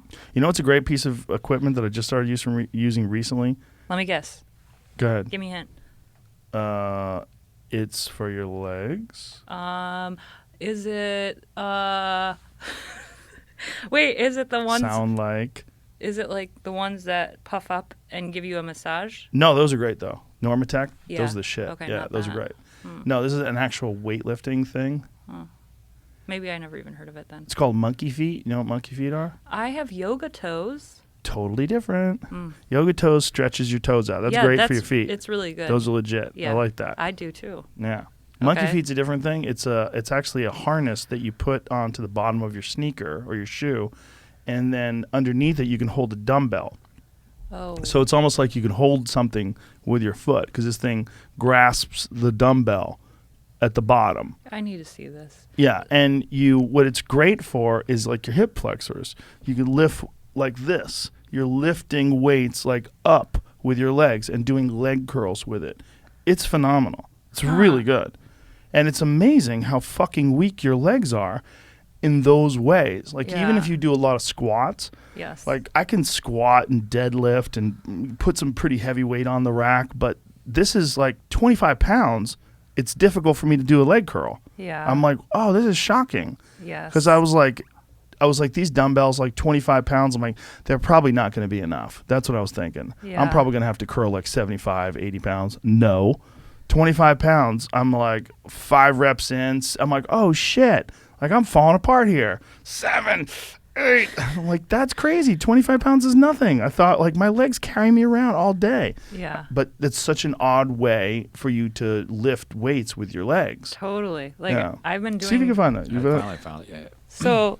So this is it. Oh wow. Yeah. So you hook that thing onto your sneaker, Yeah. and then the barbell, or the dumbbell rather, at the bottom hooks onto this thing, and it's easy to take on and off. It's really well engineered. Okay, I but love it. How is this? What if you just that have works. like ankle weights? How is this better than ankle weights? Oh, ankle weights are okay, but it's hard to get ankle weights in 25, 35 pounds, right? Okay. Most ankle weights are like 5, 10. This is better. And I I just think it's phenomenal. I've been using it recently over the last like few weeks, and I'm very impressed. And I'm impressed at how fucking sore my thighs are afterwards. Yeah. Because I'm doing this thing. There's this guy. He's got it's called knees over toes. He's got this protocol for strengthening your knees. Yeah. And it's crazy what this guy can accomplish physically, like what he's capable of. And this is a guy that's had a ton of different surgeries. And one of his key like these kind of moves, where they would always tell you, don't ever have your knees over your toes when you squat. Yeah. And he's like, no, the reason why is because your knees aren't stable.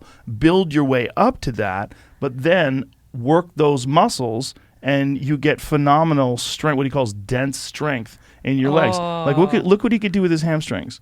That's wild. Oh, it's wild. He goes all the way down forward and then can lift himself up, and he can also go all the way back. So he can like be on his knees and fall all the way back so his back touches the back of his heels, and then without using his hands come back up. Like go. There he is doing it. Yeah, watch him do this, because this is fucking crazy. Watch this. All the way down. Now watch, he goes all the way to the bottom and then comes all the way back up again. That's incredibly difficult to do. Okay. So I've been doing this guy's workouts, and he has them all available for free on his Instagram. You can see how he's doing it, or you can sign up for their program, and they'll put you. What does ATG stand for? What is it? Athletic Truth Group, I think. Yeah, click on that. On that one, click on that, because there's a guy that's doing that. That guy in the middle. Watch that guy. Watch this, because this is crazy.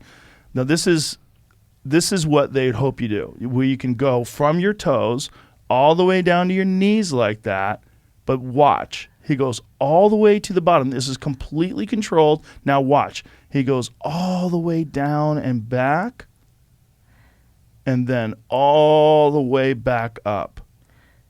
It's incredible. I bet they have really good fail videos about this one. Yeah, well, it's a slow build. Yeah. That's why you need to follow the program. But like, look what it says in his quote there, Jamie. If you can pull it, this is not an example of a training session of how I got here. This is simply a test of what I've been working on for the past 3 years with Athletic Truth Group at Athletic Truth Group on Instagram, because I never worked through pain on this entire journey to get to this point, which is really amazing.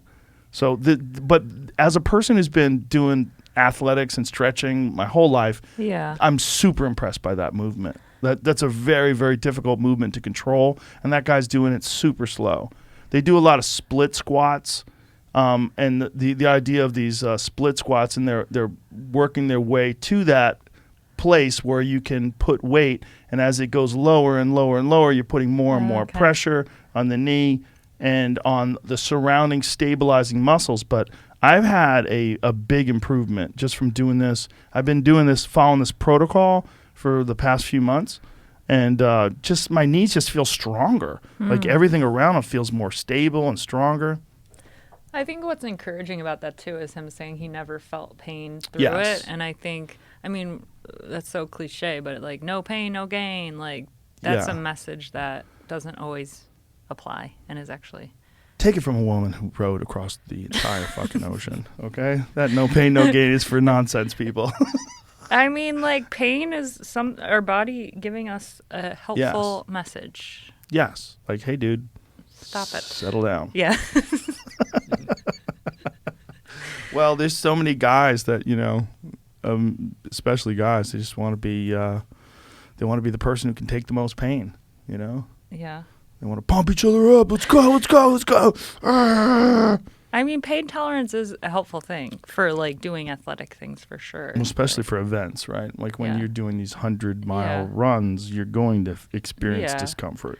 Right? But I would say, like, even in a 100-mile run, I think what's hardest is the first 10 miles because what I don't have is endorphins, and endorphins give you energy. Endorphins mask pain. Endorphins, like, I think, what's, like you assume that the farther you go, the harder it is, but sometimes the farther I go, the easier it gets, which is kind of cool to experience. Yeah.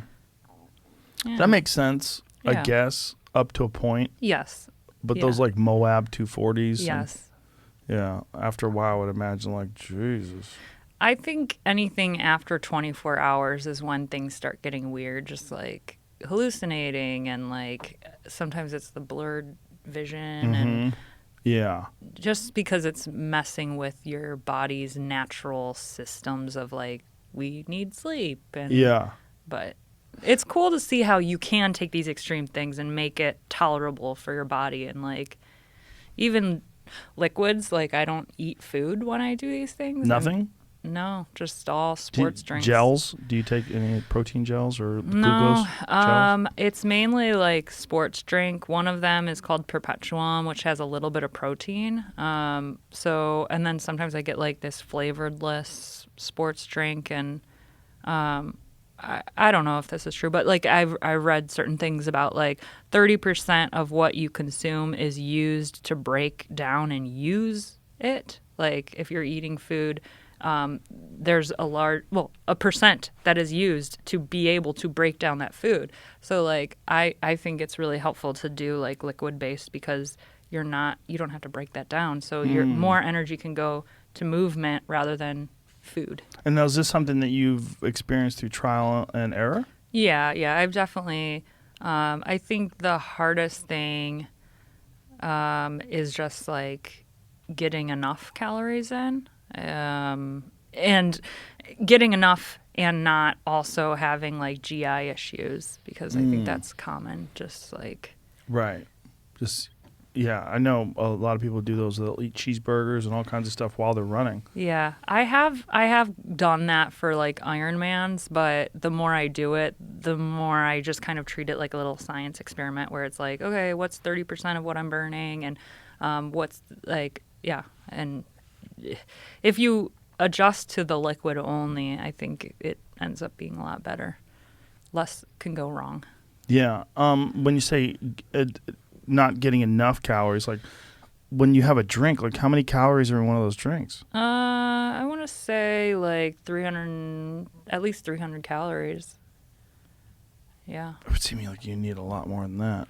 Well, I've heard that like if you take in too much, your body can't even use it. So, While you're running, you mean? Yeah. but yeah, that and bananas. And that's pretty Bananas much is it. a big one. Yep. Bananas and sports drink. That's all I need. Now, did you learn how to eat for these things? Did you start off? Did you have some bad ideas that you had to like flush out? One time I did do an Ironman, and the coach that I was working with is like, it's like you went to the buffet and just had a little bit of everything, and like, because I think I had like those not like turkey jerky, but like just like that kind of thing, and then fruity things, and yeah, I think I was so nervous, and I was like, okay, I need to make sure I have sugar and salt and this. And so that definitely, like, it's not that I had to stop, but it just was like I didn't feel as good. And, like, yeah, I've definitely felt nauseous during some of these races. But it doesn't help, like, with Ironman that you're, like, kind of hunched over and, like, Right. it's hard to keep anything down. And so, but yeah, a lot of people can't even keep things down when they're working out at that level. So Yeah, I can only imagine. What is your diet like normally? right now I am vegetarian, so I mean it's nothing special, it's just kind of generally healthy. So vegetarian, so you include eggs? I do. Yeah, it's a good move. Yeah. Do you have chickens? If you have chickens, it's the best move. Because then it's like your pets. They give you food. Yeah, I don't know. Like, I read something recently about like the conditions for people who are working at like, yeah, animal processing plants, and how like it kind of like there's this certain kind of like PTSD that they experience, and how mentally it affects if your job is to kill animals all day. Like, Oh yeah. how can you? I just, yeah, I Oh think yeah, that's not good. no, No. you can't imagine that being good for someone to kill all day long, and like how that messes with them psychologically. So, for That's me, one of the first things they look for in serial killers. exactly. Yeah. Like I was, Do you torture animals? Yeah, Yeah. exactly. So, once I started reading stuff like that, I was like, that's okay. I don't want to like, and I know I could like hunt and do those things, but being vegetarian is. I bet you'd enjoy that, the hunting thing, because it's really difficult. I bet you'd find that quite challenging, like an elk hunt. I don't know. Like, I feel like I would feel for the animal, though. You would feel for the animal. Yeah, I don't Yeah. know if I could do But that. you would eat it for a whole year. Probably more. Yeah. Yeah. If you shot that's why like large animals are the way to go. Yeah. Because it's one death and you can eat it all year. Yeah. One of my friends just, he got in the lottery. Like, in Maine, you have a lottery that For you moose? could, yeah, and he got in it. So, Yeah. Yeah, it's a hard tag to get in Maine. It's a once in a lifetime yes. tag, right? Yeah, he's been trying to get on it for years and finally did. Maine has some whopper moose too. Like if you shoot a moose, you might eat it for 2 years. Yeah. Because you're talking about an animal that could be, 1,500 pounds plus, and that's on the hoof, probably like 600 pounds of meat, Yeah. which is crazy. It's a pound of meat almost every day for 2 years. That's wild. It's wild, yeah. It's the best meat in the world for you too. It's also just you understand where meat comes from. You have a much deeper connection to your food Yeah, than if you're just going and buying Chick-fil-A. totally. Yeah, we're fucking weird. What we're doing with animals is weird in this country, and our solution might be even weirder. There's two solutions, right? One of them is to pretend that this slop that's pushed into a patty is some kind of a meat product when it's beyond meat. Yeah, it's beyond good for you. That shit's terrible for you. If you want to eat vegetarian, you should eat actual real whole food. Like eat real vegetables. Yeah. Vegetables are good for you. That shit's not good for you. Like that, they've done these studies on rats, and with one of those substitute meat burgers, they've shown like increase in rat liver cancer and all these problems these rats are having. The other one that's weird is lab-grown meat. Like that's strange to me, but sounds like it might be a way better alternative than factory farming if they can get it right. But it just seems like wow, like we're moving so close to like headless things, that you just like saw parts off of, and they're twitching and trying to get away, but it doesn't matter because they don't have a head. So what are you worried about? It's just nerves. Yeah. Like it's the connection that you have to your food when you grow your own vegetables, when you harvest your own meat, that it's a different thing. Like Totally. food becomes a different thing. It becomes a different thing. It becomes a spiritual thing. And that sounds crazy to people, for people to hear. Like if I eat a piece of elk from an animal that I kill, I'm connected to that. I remember the arrow hitting the animal. I remember carrying it out. I remember stalking it. I remember everything. And I eat it for a year. I give it to my friends. It's like the food it's a different thing. If you grow a garden and you have a salad that you pulled from your garden, well, you're eating that salad. Like you're connected to that. Totally. Like you planted it, you cleaned it, you harvest it. You like if a leaf drops on the ground, you pick it up and you wash it off. You don't throw it away. Yeah. Like you grew that leaf. There's something we're doing ourselves a severe disservice. And I know most people can't be involved in all of the preparation or the harvesting of their food. They just don't have the time. Yeah. They have a family, they have a job, they have this, they have that. I get it. But if you can find the time to grow your own food, if you can find the time, if you eat meat, to hunt, I highly recommend it.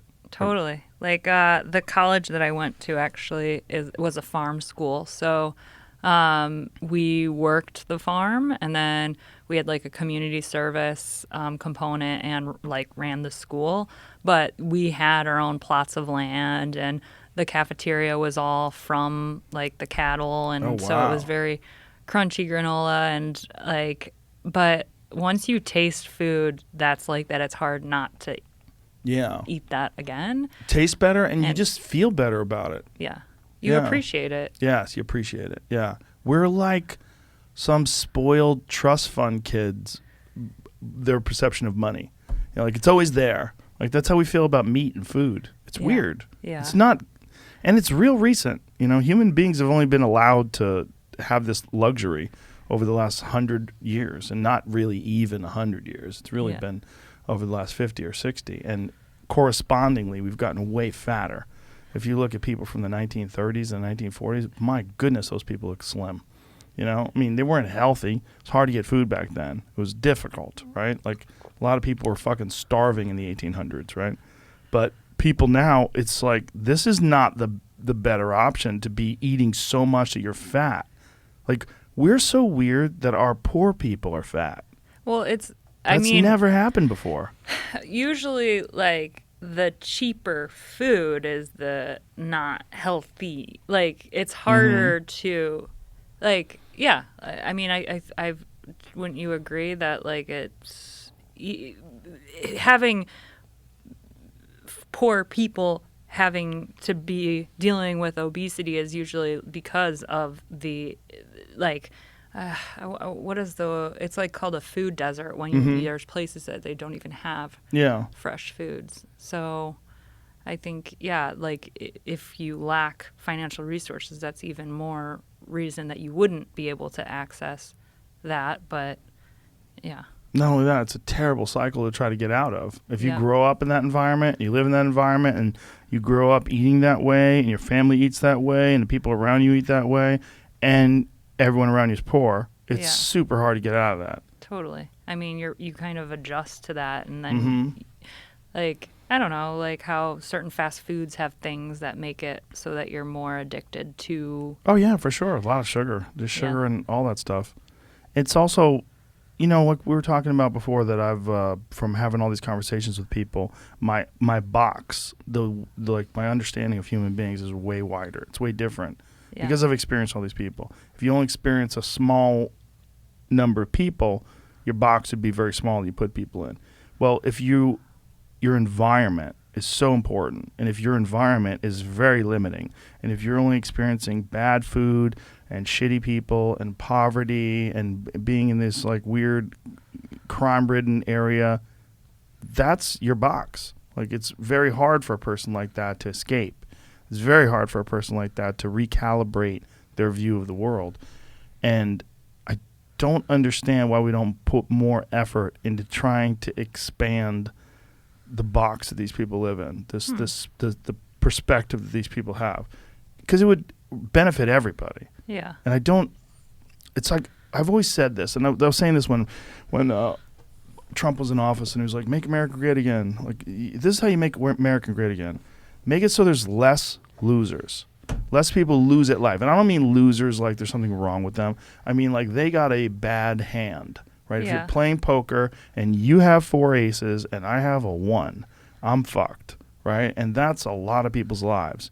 Well, if you have more people who have better hands, then you have a better, stronger country, because you Yeah. have more competition, you have more opportunity, you have more exceptional people. Through that competition, more people are going to rise, more people are going to innovate, more people are going to create businesses and chase their dreams, and it's going to inspire more people. You're going to have less crime.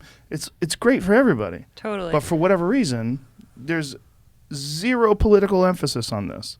Zero. It's never a factor. Whenever people are running for president, they're never saying, what we got to do is take these impoverished communities and fucking fix that. We need to fix that, because it can be fixed. If we can go to Afghanistan and send thousands of troops and nuclear bombs, tell me we can't fix Chicago. Tell me we can't fix south side of Chicago.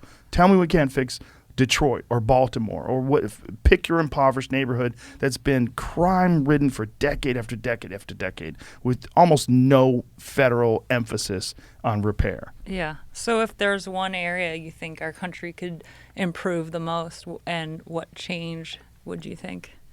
Well, there's a bunch of areas, right? But that's a big one. Yeah. A big one is the way people grow up and the environment that they grow up in, and the people that grow up without hope, and that what they're imitating. Because people imitate their atmosphere when they're children. They grow up. You're seeing people that are constantly going to jail, constantly involved in violence, constantly involved in crime, and that you become acclimated to that. That's what you're used to. Yeah. That needs to be fixed. If you grow up in, pick a nice place, some Boulder, Colorado or whatever. It's not like that, right? It's Yeah. beautiful. It's kind people. Everybody's friendly. It's different, right? Because you don't have the same pressure. You don't have gangs in Boulder. You don't have all the, so these places, it's just literally a matter of the universe gave you a shitty roll of the dice. Yes. And you were born into a bad neighborhood. I agree. I guess one of my encouragements in that is like sometimes like when you have like you said, Boulder, Colorado, everyone's friendly and do like the nice things, right? Not like, everyone. Sure, but but the nice things, like sometimes there's the diamond in the rough, and sometimes under that pressure, something can be born that wouldn't be born without all the chaos and all That's true. and so maybe those, and while I would never wish poverty, while I would never wish crime and all those heartaches, I have seen the stories. I have, I think anyone can identify with, oh, this thing was really hard, but then this beautiful thing came from it. Yeah. So yes, and I think some of the biggest redemption stories come from places where something is so broken that someone rises to do something about it, or I don't know. You know what I mean, right? I do know what you're saying. That through pressure you create diamonds. Yeah. That is true. But I don't want everyone to Yes. have to do that. No. I feel like you can make your own pressure. Yeah. Like, look at you. You've made your own pressure, right? I think that challenges are very good for people, but I Yes. don't necessarily think the kind of challenges that you get if you're born in the South Side of Chicago and Yes. you're watching people get shot all the time. Absolutely. I don't think that's. But out of those environments comes some pretty amazing, exceptional people because Yes. they've risen through all of these obstacles, and through that adversity, they've gained tremendous character. Totally. You get amazing artists, right? You get amazing musicians and comedians and those kinds of people that have come from these horrible environments. That is true. It's almost like you hear that more than you hear like, oh, everything was perfect, this thing happened. Like this great. From exceptional people, you mean? Yeah. I would say that's a common thread. Do you want to have children someday? I don't know. You don't know. I don't. When you have children, one of the things that's ironic is, for me at least, all my favorite people came from a fucked up environment. All of them. Yeah. All of them came from either crime-ridden neighborhoods or horrible upbringings or chaos, and through that they've developed this amazing character. Like, because most of my favorite people are either fighters, martial artists, or stand-up comedians. That's most of the group that I hang around with. Yeah. And they're all from chaos, all Yeah. of them. But through that, I'm just so lucky that I know these exceptional people that are just, they're so battle-tested, Yeah. And then some people are just made out of Jell-O. Some people, they're little bags, little skinny, fucking thin-walled, like Ziploc bags of Jell-O. Just there's no character, no form, and they just don't have any ability to weather the storm Yeah. because they never have had to. Yeah. And like it's like the character has to be tested for Yeah. it to. so as a parent, it's Yes. so fucked up because I don't want my kids to struggle. But it's like how My else? babies. Yeah. I don't want them to have a hard time. I want them to be happy, and I want them to be loved, and I want them to have good friends, and I want them to pursue their dreams and have a good time. That's what I want. Everybody to have a good time. But all my favorite people came from madness. So it's weird. So, yeah. So I think I encourage my kids to do difficult things. Yeah. And they do. They do difficult things. They're interested in challenges. Yeah. And you develop character through those challenges. And I think that's why sports are so important for people, because some of the most fucked up people that I know in terms of psychologically and their ability to cope and adapt and form relationships, they never competed. And Yeah. they don't know how to lose. And they consider, because I think there's something in human beings where competing is an inherent, it's a part of your DNA in some strange way. And I think, like, it comes from survival. I think it comes from stealing and conquering and taking from one person because you don't have enough. And there's this weird sort of thing that humans evolved doing when they were just scratching and scrounging before civilization came along. Yeah. And civilization came along, and then it calmed down a little bit because it's like it's less important to do that and more important that everybody stick together and keep the wall strong to keep the invaders from coming in. But if you don't know how to lose, if you don't know how to pick yourself back up and try again, if you don't, you're not going to be good at relationships. You're not going to be good at compromise. You're not going to be good at understanding defeat. You're not going to be good at understanding objective analysis of your own behavior, objective analysis of your skill set. The people who can't do that are almost all people that have never had those super uncomfortable moments where you do lose. I think those are hugely valuable lessons for people. I was listening to a TED Talk, and it was about like this guy who set out on a quest to fail, and like at the end, it was so hard for him to like or be rejected, and like it's almost like our society is so like all about success and like just kind of. I know that TED Talk you're talking about. Yeah, and he had to try to go to the neighbors, and he wanted to like plant a shrub in their front yard, and they're like, no, but this lady down the street would love it, and like, okay, yeah. And she says no. Yeah. But like that is a beautiful thing, and like I think, on any journey to be successful, it's like you have to really get comfortable being unsuccessful or failure. Mm-hmm. Just being okay with failure. That's it's important. You only get the peaks if you've experienced the valleys. Ooh. You don't get those peaks if you're just on a fucking peak all the time. What's the biggest failure that was hard for you to bounce back from? Ooh. I've had a lot of them. I don't know where to start. As a comedian, you have a lot of them because you bomb a lot, especially in the beginning. There's a lot of bombing. Yeah, I can And then imagine. before that, I was a martial artist. I'm still a martial artist, but I used to fight, so I lost. Losing in fights that's the worst. But not just losing in fights, but just like losing in training because you're training and you get your ass kicked in the gym. That's terrible. I mean, That's a when you terrible lose, feeling. it hurts for you. Yeah. Like when I lose, it doesn't have the same. Even when you win, it hurts a lot. Yeah. Yeah. And it just it hurts everywhere. Like your arms hurt and you realize, oh, I got kicked there. Like why? How come I can't pick something up with my left arm? And then you realize, like, oh yeah, I took a shin to my elbow. Now my elbow's fucked up for a couple of weeks. Or I didn't tap out to this arm, and now I can't do a chin up for a few weeks because I decided I was going to try to be a meathead and muscle out of something instead of tapping, and now I can't do a chin up. Like, and now my neck doesn't work so good because someone caught me in a guillotine. And there's always that. I think martial arts are a great vehicle for that. What I always say is and I learned this from my Taekwondo instructor when I was a kid, that martial arts is a vehicle for developing your human potential.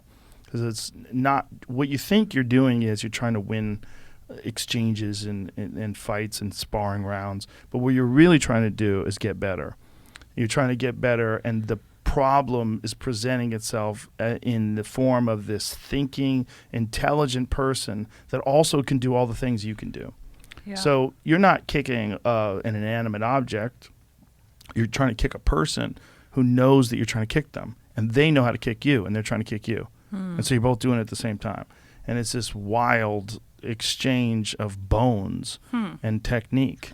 And the consequences are terrible if you fuck up. Do you have like a lot of adrenaline when you go into all these fights? Like, well, haven't done it in a long time. Now I just spar, but and I hardly ever I haven't kickbox sparred in more than a year. And the jiu-jitsu sparring is not as scary because the jiu-jitsu sparring is you're just trying to choke each other. It's like, and you can always tap. The consequences. The scary thing about jiu-jitsu is injuring yourself, right? It's like you get an ankle rolls and then your knee pops, or so you get caught in a funny thing and your neck gets fucked up. That's what's scary about jiu-jitsu. It's like and what's scary for a lot of people that do jiu-jitsu is the idea that you're going to get hurt and you're not going to be able to do it. Yeah. Because people get so addicted to it. Oh yeah, like I feel like the hardest thing is not actually starting, it's stopping. Like Yes. And like for me now, I'm at a place where it's like I'm not afraid of going. I'm afraid of going too far, going so far that, like, I mean, yeah. Rabda was the last one, and like just knowing the limit and like where. Have you ever tried any martial arts? No. You're really strong. I'm sure you'd be great at jiu-jitsu. Well, thank you. If you could fucking row across the entire, I mean, my goodness, what kind of core strength and leg strength and shoulder strength you must have. You must be strong as fuck. I mean, You have to be to do Ironmans, do all that stuff, and to have that kind of endurance. You'd probably be amazing at jiu-jitsu. You just got to work on your flexibility. Oh, okay. No, but you probably would love it. I don't know about injury though. You know, I don't want to. You don't get injured all the time. You know, It seems like you get more injured than ultra stuff. well, I would imagine you guys get a lot of stress fractures. And Goggins sent me some pictures of his fucking knees, where he got his knees drained, and it was like these Ew. 3 giant tubes of blood that were in his knees. I mean, giant fucking syringes of blood and pus in his knees. Yeah, I never experienced anything like that. Well, he's crazy though. If he's hurt, you're never going to hear about it. He's just going to keep going. What was that? Yeah, I said if he's hurt, you're never yeah. going to hear about it. He's just going to keep going. Yeah. So he's got all this, you know, injuries compound, and just has to get his knees drained. Yeah.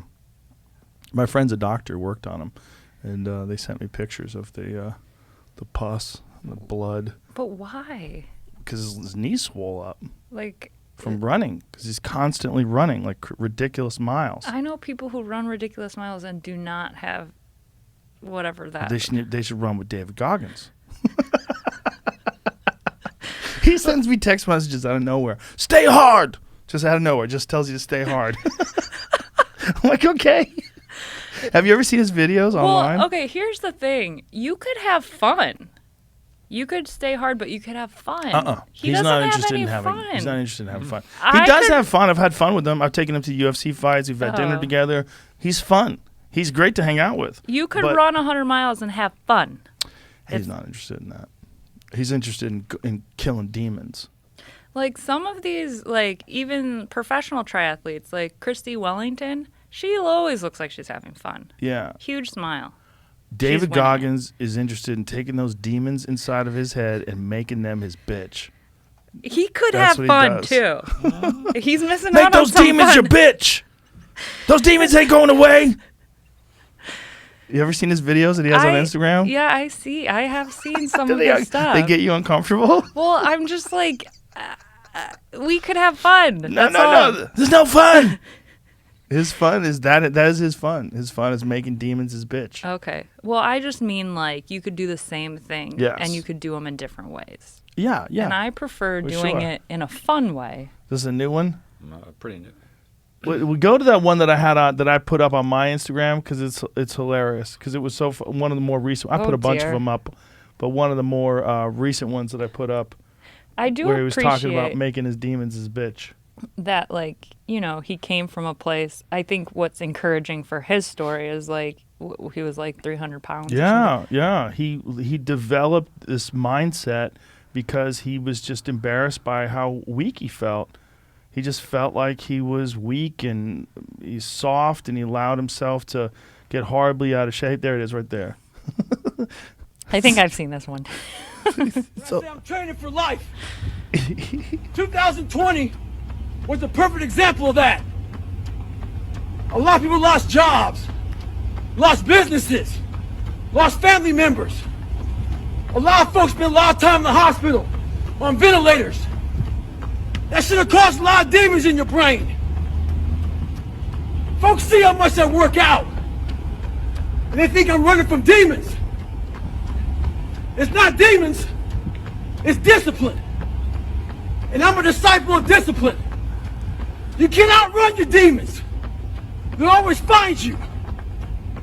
Only way to beat them motherfuckers is look at them eye to eye and make them your bitch. Mindset's the only thing that gets you through hard times. Merry fucking Christmas. You will not see see a video like that. I love that guy so much. Oh, I love him so much. I'm just so happy he's out there. Make him your bitch. Look those demons in the eye. While he's running. And you know he's really thinking those thoughts. That is not insincere. You know, there's a lot of people that have these like hype up motivational things. What you need to do with your life is you need to get everything together. You need to get out there and get motivated and get pumped up and have some positive energy and go out there and attack the world. You know, they're full of shit. There's like these are empty promises. This is a hollow vessel. Totally. That dude is thinking that while he's saying it, while he's doing it. He's in there, he's running. While he's saying those words, he's thinking, I'm making those demons my bitch. And he's doing it. Yeah. And you know how many people saw that video and just said, fuck it, I'm going out. And they just put the running shoes on, they just start running, or they hit the gym, they start doing chin-ups, they start doing something like that. Guy is he is an engine of motivation. He makes things happen. Yeah. His life, leading by example, makes things happen. Yeah. I see it. I know, but you're not that way. But you don't have to be that way. You can have a good time and smile through your trials and tribulations. I mean, I think what is also underrated is habit. Like, there's motivation and then there's habit. And, like, I don't know. Here's what I've experienced about motivation. Like, most people, like, think you have to be motivated before you run 100 miles or before you run a mile or before you do things. But I find that motivation happens while or after you begin. Like, running 1 mile makes it easier to run the next mile, or like whatever it is. If you're writing a paper, it's a lot easier after you write the first page. So like, I don't even think motivation is that important. Like, you don't need to wait to be motivated to do anything. You just do it, and then motivation, it's kind of like motivation equals movement, and it's easier to move once you kick the ball, and so the ball just keeps moving. So even motivation, it's like, yes, of course it's important, but if you just say, oh, I'm just going to do it and motivation will eventually show up, it's kind of like your friend that's always late to the party. Like, oh, that's motivation. Like, usually, I don't know if motivation, do you see what I mean? I do see what you mean. Yeah. Like, no, I completely agree with you that motivation is not, it's not primary. No. Discipline is primary. Correct. Exactly. Like, motivation is like feelings. Yeah. Like we don't say, oh, do I feel like brushing my teeth today? Do I feel like doing this? Sometimes it's just like you make a choice, and whether you feel or don't feel, you've already just made a commitment, and you just understand that sometimes you feel or don't feel, but I completely agree with you. I feel like motivation is like, for me, it's dessert. What's important is the food. Yes. But I like dessert too. That's true. So motivation is dessert. So sometimes I just like motivation. Sometimes I just want to listen to some fucking crazy music and watch fights on the TV and work out like a monster. Just go crazy. Totally. And I need motivation. Like, that's my motivation. Like, and go crazy. But the bulk of the work gets done where I like have a cup of coffee, I get up in the morning, and I don't want to do it. Yeah. I'm not feeling like, oh, I'm going to go work out like a fucking savage. No, I'm not thinking that. Yeah. But I have a schedule. Exactly. And so, like, especially like my kickboxing workout days, I know exactly what I have to do. So I start the timer, and I have 3 rounds of shadow boxing with weights. So I do the 3 rounds, and then I have 6 rounds on the wrecking ball bag, and then I have 6 rounds on the tie bag. And then by the time I'm done with the wrecking ball bag, I am 9 rounds in. I'm soaked with sweat. Music is playing, and now I'm going. Now everything is like super energetic, but it's because I made myself do it. Because in the beginning, like, I work out most of the time at like 9 in the morning. I don't want to work out at 9 in the morning. Yep. I don't want to do that. But I have to do that. So I do that. And just one foot in front of the other, and next thing you know, it's happening. What I love about the kickboxing workout days when I do those is I have a timer. I have this Title. There's a company that makes this boxing timer, and it shows me a red light when I don't have to go and a green light when I go. And the green light goes on, it goes ding, ding, ding, ding, ding, and then I have 3 rounds of savagery, And then after that, it'll give me a whole minute where I could drink water and rest. And I know it's coming. Here it comes. And ding, ding, ding. Round starts again. And then, so I'm on a schedule. Like, I can't deviate. The schedule's clear. It's right in front of you. You have to do it. So that's like schedules are really important. Like, you can't say, oh, I'm going to work out. What am I going to do? Fucking write it out, bitch. Yeah. Write down what you're going to do. And then just go do that. Totally. And then once you start doing it, once you're a couple steps in, 3-4 movements in, you're on your third set, you're on your fifth set, then you're in it. Then you're sweating, then everything's going.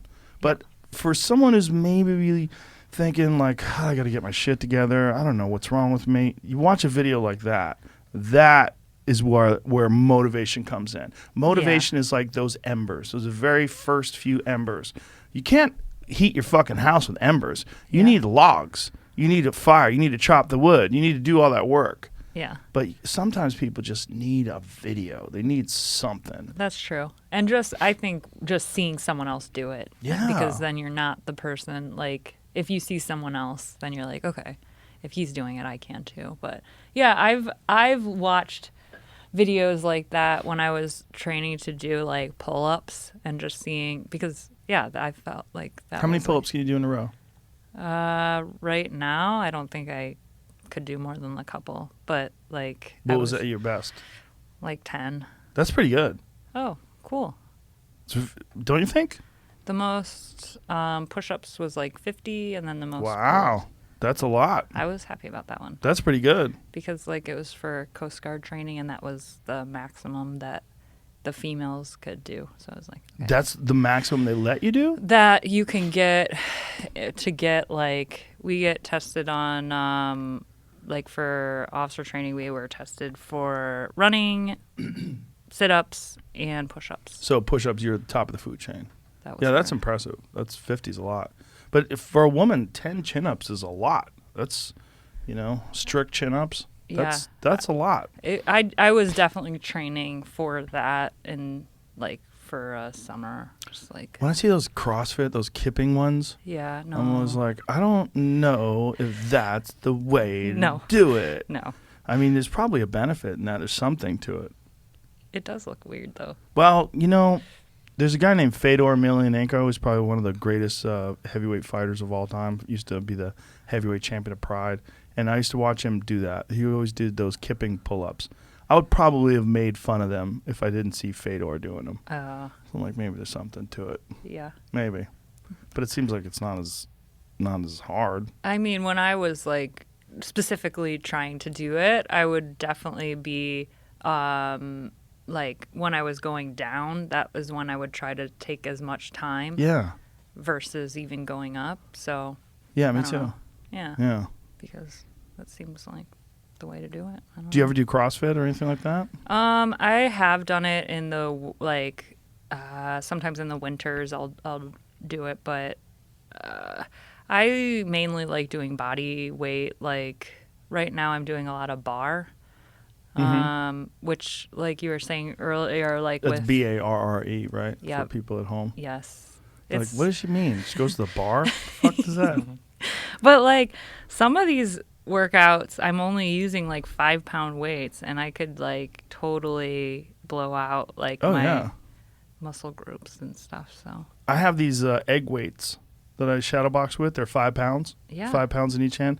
It's hard. Especially the ones where you're like that. Yeah. You don't need a lot of weight for a lot of exercise, especially when your shoulders are extended with weight. Oh, it's very like when you do I's, Y's, and T's. You know those. Yes. Like you don't even need like 15 pounds is a lot when you're doing those. Yeah. It seems like it shouldn't be, but it is. Definitely the shoulder stuff. Yeah. I can tell like all you need is 5. Tiny. 10. Yeah, small amount of weight. I use. Do you know what club bells are? You ever use those? They're these it's like a club, like a small baseball bat made out of steel. And I do a crazy workout with them with 15 pounds, where it's called, you know what a shield cast is? Do you know what that is? No, this is fancy stuff. No, shield cast is like, if you had it in your hand like this, if this was the bar, you'd go like this, Yeah. around, and then you hold it in front. Oh, this around, yeah. And then you hold it in front Yes. like that. Yeah. And it's amazing for shoulder mobility and shoulder strength and endurance, and it's really good stuff. And it's 15 pounds. It's like if someone's like, all right, we're going to work out hard today, pick up the 15 pounds. People are like, get out of here, bitch. That's he's doing a two-hander one. So he's doing it with that looks like a heavier club. That looks like probably maybe 25 or maybe even 35 pounds, which is a great way to work out too, with a 35 pound. But and again, people would say 35 pounds. I need shit, bro. I need heavier. Have you been able to do workouts with people on your show, like David Goggins? And I worked out with some people on the show. Cam Haynes is a good buddy of mine. We've worked out a bunch of times. the runner? Is Yeah. that what- Well, he's a bow hunter. You know, he's a weird guy. He, in a good way, he got into running so he could have more endurance for bow hunting, because he hunts elk in the mountains. He considers that the ultimate challenge. Yeah, so all of his endurance and all of his 100-mile races and all that shit, he got into all that, all of his crazy workout routines and lifting weights routines. He got into that entirely to be the best bow hunter on earth, and he arguably is the best. He's certainly in the top 3. Like, there's a tight argument for who's number 1. I tend to think he's number 1. Because there's no one else could do the stuff that he does on top of that, the physical things he does on top of that. So he can get to places that other people, like sometimes like you'll see an elk, they'll cross a ridge and you have to get to them before they get to like a valley where they'll be out in the open. He can get there quicker than anybody can, and he can get there and not be tired, right? So he could literally run after this animal and his heart rate will be at a total manageable level.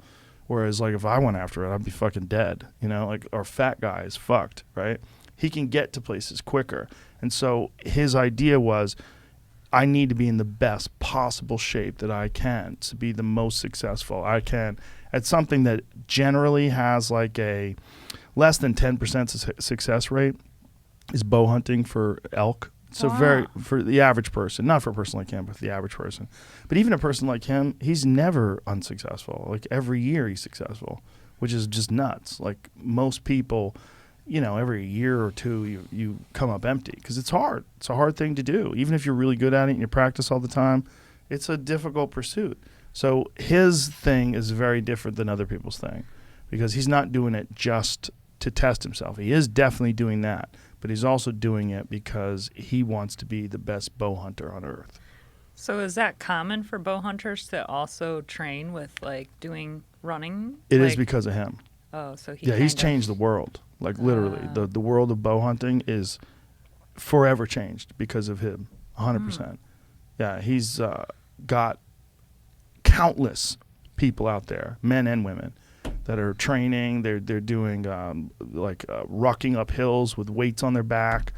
You know, they're doing all kinds of crazy, different weightlifting workouts and running workouts and all these different things so that they can be fit. And in fact, since he started doing them, he's been doing it for decades, but they've actually developed these athletic contests that have to do with getting fit just for hunting.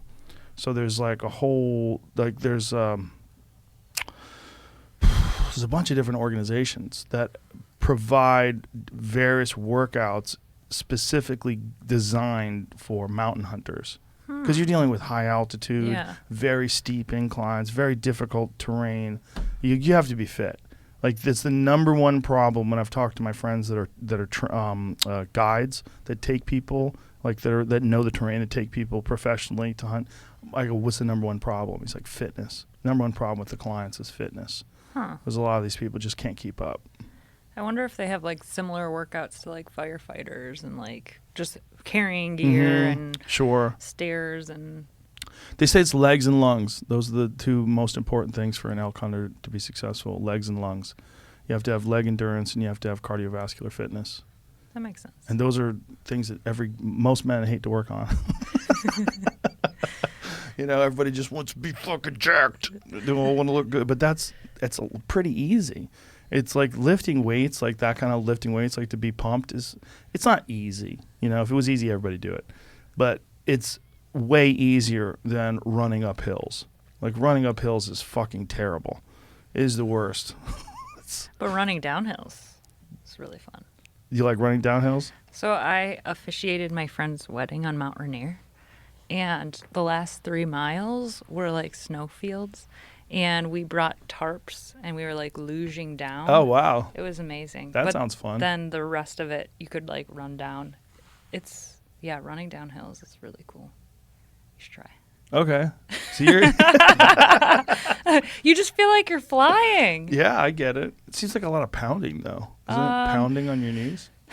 I think it's kind of like similar to if you were like jumping on a trampoline. You're very light and springy as long as you're not locking out your knees. I say yes, but like I'm also a midfoot runner, so I think that helps. As opposed to a heel runner? Is that what you Yeah, mean? heel striker. I think like heel striking is like 3 times the impact. Yeah, must be. Terrible for you. Isn't that amazing that's all because of Nike? Yeah. Then they made the running shoe and made the heel part fat so you could run on your heels, and they changed people's gait. Yeah, well, it's changed. No, now shoes are different for sure. Yeah. But it's pretty bizarre that they did that. Yeah. Like, people forever ran on the balls of their feet. Yeah. I mean, yeah, now looking back, it's like, well, yeah, that makes sense. It's where all the padding is and how we walk when we're not in shoes. Like, yeah, I mean, it's what's crazy is your foot is designed as a spring. yeah. Like, it actually reduces the impact. It actually catches you Yeah. and lets it just decelerate. They're definitely getting better with like the wider toe boxes too. Like, so that you can actually use your toes and splay them out. Yes. Yeah. Wider toe box is big. I have wide feet. So for me, that's very important. Like narrow running shoes. I was running on those Vibrams for a while. Those 5-toe shoes. You don't like those? You can. Look at your face. You don't like the way they look, or you don't Wait, like the way are they those feel? like little toe jam ones? Yeah, the Ooh, toe shoes. No. You don't like the way they look? I don't like the way they feel. Like toe jam.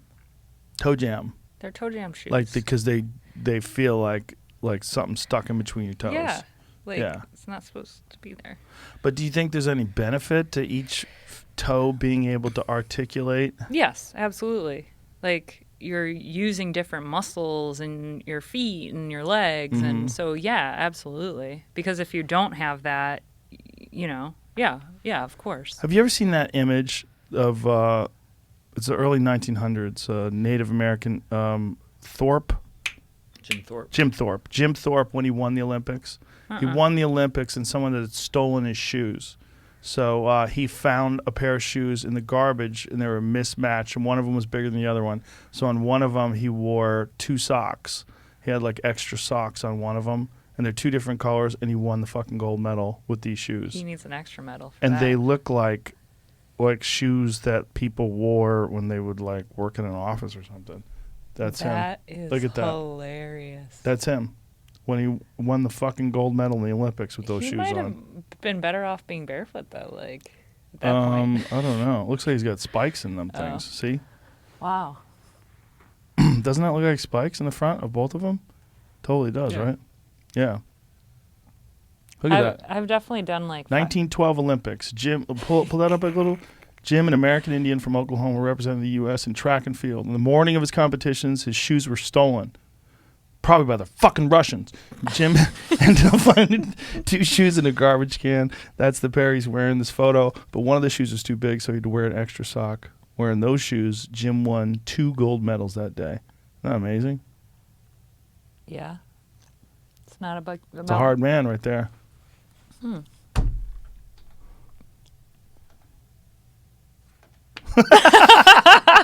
So there you go. You're like, I don't know what to say to that. But I mean, what people wore back then. But the other thing about shoes back then is they're basically minimalist shoes, if you look at it, right? Yeah. Like when Jesse Owens ran, if you look at his shoes, those were what you would consider a minimalist shoe today, Yeah. right? Like all the padding, all that jazz, that's kind of non-existent back then. Yeah. I mean, I know that people do the barefoot stuff, and I think that just being on concrete, like the last ultra I did was like running across Maine, and it was all concrete, and even then I had edema, which is like swelling of your ankles and stuff. So How bad? Yeah, it was pretty bad. Like, it was bruised. What do you and- do when you get out of there, when something like that's over? How do you recover from? So I, like, the first 100-miler I did, I remember waking up and, like, I had to go to the bathroom, and I was like, okay, time to go to the bathroom. And I remember, like, telling my legs to move, and they didn't. So I was, like, physically, Oh, wow. yeah, that was the first. So usually it takes, like, 2 days for me to be able to, like, walk again, like, normally. Stairs are usually really hard, but usually, like, for a lot of these events, I don't sleep well the first night just because I still have so much, like, adrenaline and so much, like, just really amped up. But then, yeah, it's just a matter of, like, sleeping a lot and doing, like, light walks. And but Do you use those Normatec boots? I have, like, there's a treadmill gym in Portland that I've used them after some of my You don't have a ultras. pair? No. Can we get you a pair? I don't know, can you? Yeah, I'll get you a pair. Woo! Yeah. I'm thinking of doing another running adventure. Okay. What are you gonna do? It's a world record. A world record? Yeah, I can't Tell anybody? tell. Can we help? Can we, like, sponsor you or something? Yeah, that'd be amazing. All right, we're in. All right. It's in June. But In June? Okay. Yeah. All right. Well, we'll talk off air. All right. You can't spill the beans Can't spill on the program. beans. But But when you announce it, yeah, then can you spill the beans? sure. Okay, so you want to come Yeah. back right before you do it? Sure. Okay. Let's do right. it. Okay. We'll pump it up. All right. Sounds good. And we'll get Normatec to hook you up. Okay. Yeah. That would be amazing. Yeah, you need those. How do you Yeah. not have those? Well, I like I'm a little bit of, like, on a shoestring kind of adventurer sometimes, but We'll take care of it. oh my God, thank you so much. No problem. Yeah, so I have used those, but foam rolling and, like, putting your legs up the wall is usually what I do, but yeah, I'd say within a week. Those rollers that I was telling you about, same company. Yeah. Hyper Ice is same company. Yeah. Yeah, they make the Normatec boots. They make those crazy rollers that vibrate. Yeah. You're going to throw those regular rollers out. Wait till you try these things. Okay. It's bananas. Yeah. You're like, yikes. But yeah, for, like, my last run, I like running too much to run for at least 3 weeks until afterwards. Like, So you run. so, like, after running across Maine, I stopped running for 3 weeks until my body was, like, completely healed, because I think when I say I love running too much to run immediately after, is because I don't want to get burnt out. And I think 3 weeks is a respectable amount of time to give my body a chance to recover. But I mean, I know ice baths also help with, like, recovery. Do you do that? For my run across Maine, I didn't, just because I was in so much pain that, like, just a little extra pain would have just put me over the edge. Like, Wow. like, you know what I mean? Like, if you have sunburn and just someone touches it and you're just like, ah, like, Do that you think is that it would have maybe relieved some of that pain with the ice bath? no, because of, like, chafing and, like, Oh, there's a lot of little injuries that happen that you might not be aware of until after the fact, and, like, just little things like that. So yeah, really just sleeping and eating as you can tolerate it, and So you just chill for chill. a while. Yeah. Just Yeah. decide, look, did something crazy. It's time to let it all come back together. Yes. Mm. Yeah. But usually, I mean, that's what's amazing about our bodies is, like, I don't need to tell it what to do. If you give it enough time, it will figure out how to rebuild and how to, heal itself. So when you think about doing something like this new thing that you can't talk about yet, when you plan, excuse me, when you plan something like this out, do you just say, okay, I need a wacky challenge. I need something that really pushes me, something that's gonna really get the fires going. So sometimes I feel like the bus in Australia, I do feel like sometimes these ideas find me when I least expect it. I don't really have a bucket list, but I am driven by like that curious, insatiable like need to find out. And like I don't think I'll run across Maine ever again in my life because I think what's beautiful about adventure is like, and I don't think I'll row the Atlantic again because I came. 'Cause you did it. Yeah, and I had a pure experience. I didn't read about how everyone else did it, and no one else had run across Maine, so I didn't read about who else ran this or that just because there's something so pure about doing something that hasn't been done before or like off the beaten path because you have no preconceived notion of what you are going to experience. So one of the driving factors for me is just like the curiosity to find out. And like now that I ran across Maine or did this or that, there's not that like, ooh, I wonder, like it's so I think, yeah, I don't necessarily think I'll be doing the same of anything, but with running, there's still like cycling. I answered a lot of those questions already. Swimming, I did like a 325-mile swim, so I feel like I answered those questions, but I don't think that the questions have been answered about like the around the world trip because that has more to do with decision making on your feet and dealing with people, finding out where to sleep, finding out where, like, I don't know. There's different challenges that aren't really as much physical. Like, of course, riding your bike 60, 80 miles a day, there's real physical challenges. But for that adventure, I'm driven by meeting people and seeing parts of the world that you never would, and these chance encounters that you would never have had you not been on this road at this time. So for running, I do feel like there are those questions of like, I've done like one really long run, but I'm curious to see how my body responds to doing one after another. And like, I think what I didn't experience in Maine is running on like fatigue the next day. And so that's kind of where, like, cycling across America, I've done that a couple times and I've got to learn what that feels like. And also doing like 200-mile bike rides at one go. And those are very different things. But for running, I haven't experienced a multi-day running adventure. So that's a hint. That's of a what's hint. to come. That is Why don't you talk to Eddie? okay. Eddie Izzard. Okay. You should Yeah. link up, find out. Yeah. I mean, I've talked to people about like their experiences if they have done ultra, like more of the multi-day events. And what I've been encouraged by is like, I've heard that and from biking across America, like there's only so much you can do to train. And if anything, you might overtrain or like just be so burnt out that you don't even want to do it anymore. So from what I've heard is like the training happens almost during, like your body adapts and you need kind of a basic level of fitness. But And will. yeah, oh yeah, definitely. Yeah. But yeah, But that's what you saw with Eddie Izzard in that documentary. That there was no real serious fitness level yeah, in the beginning, yeah. I mean, like which is kind of crazy. it is.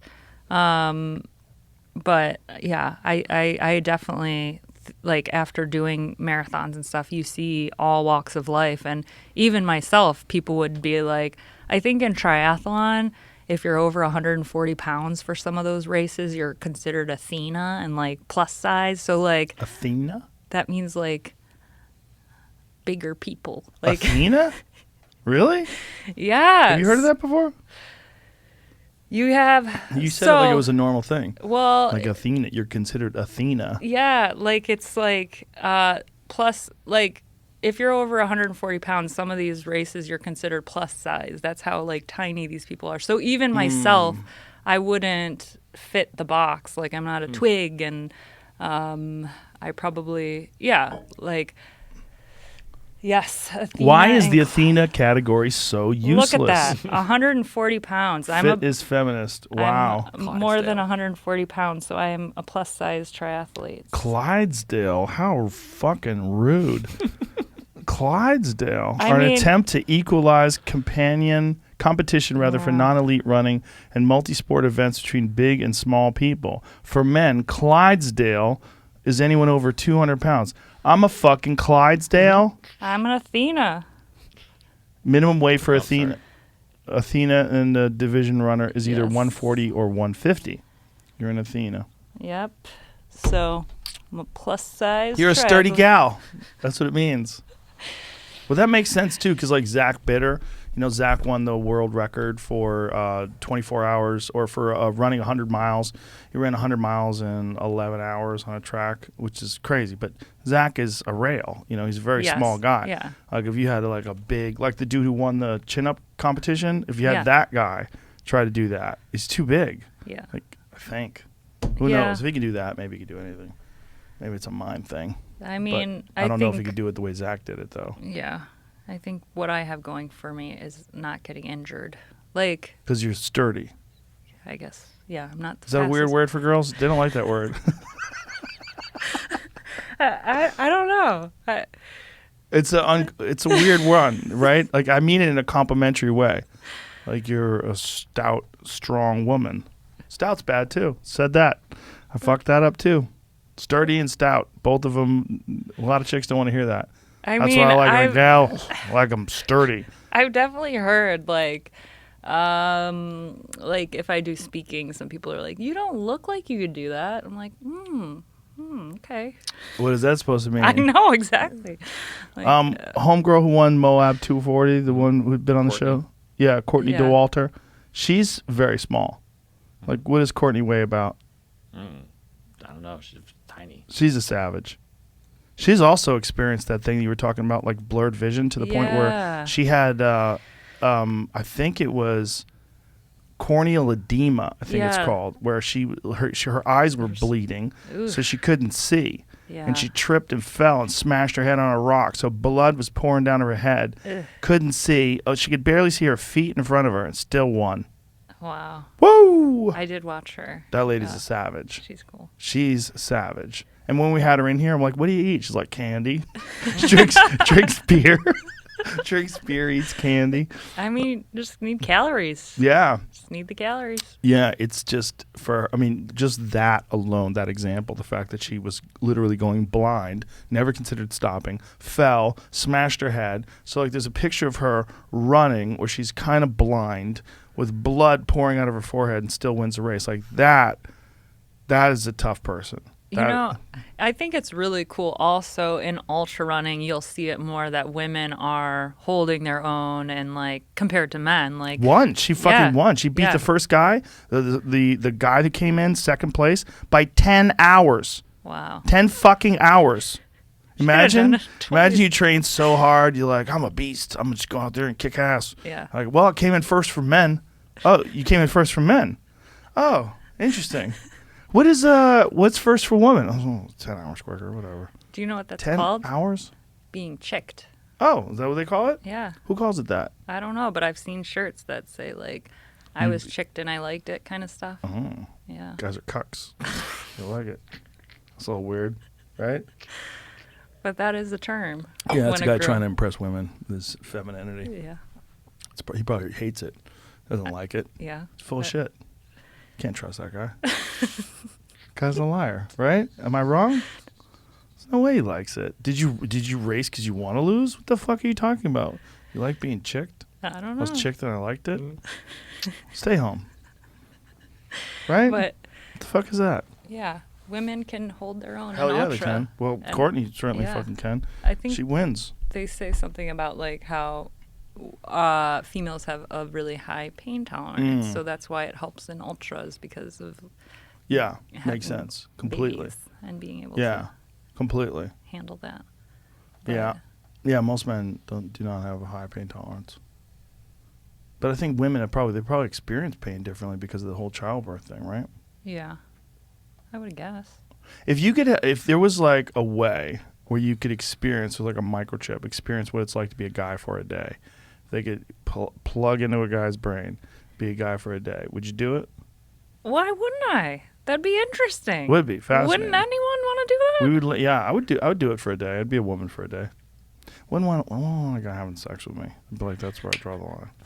I don't want to like it. Well, like, what are you gonna do? What are you curious to know? I want to hear girls talk shit. I want to when no guys are around. I want to hear what kind of things they say. Oh. You know? Yeah. When girls talk about sex, or girls talk about work, or girls talk about life, or So you want to hear the girl talk? yeah, I think it'd be interesting for a little while. I'll probably get bored, Yeah. but I wouldn't because I'd be a girl. I just want to like know how much like I want to do like pull-ups and stuff. I want to like run around and That's see hilarious. I You want to wanna know what it's see like to be a gorilla. Well, I just If you wanna were a know. guy for a day, you'd just be like,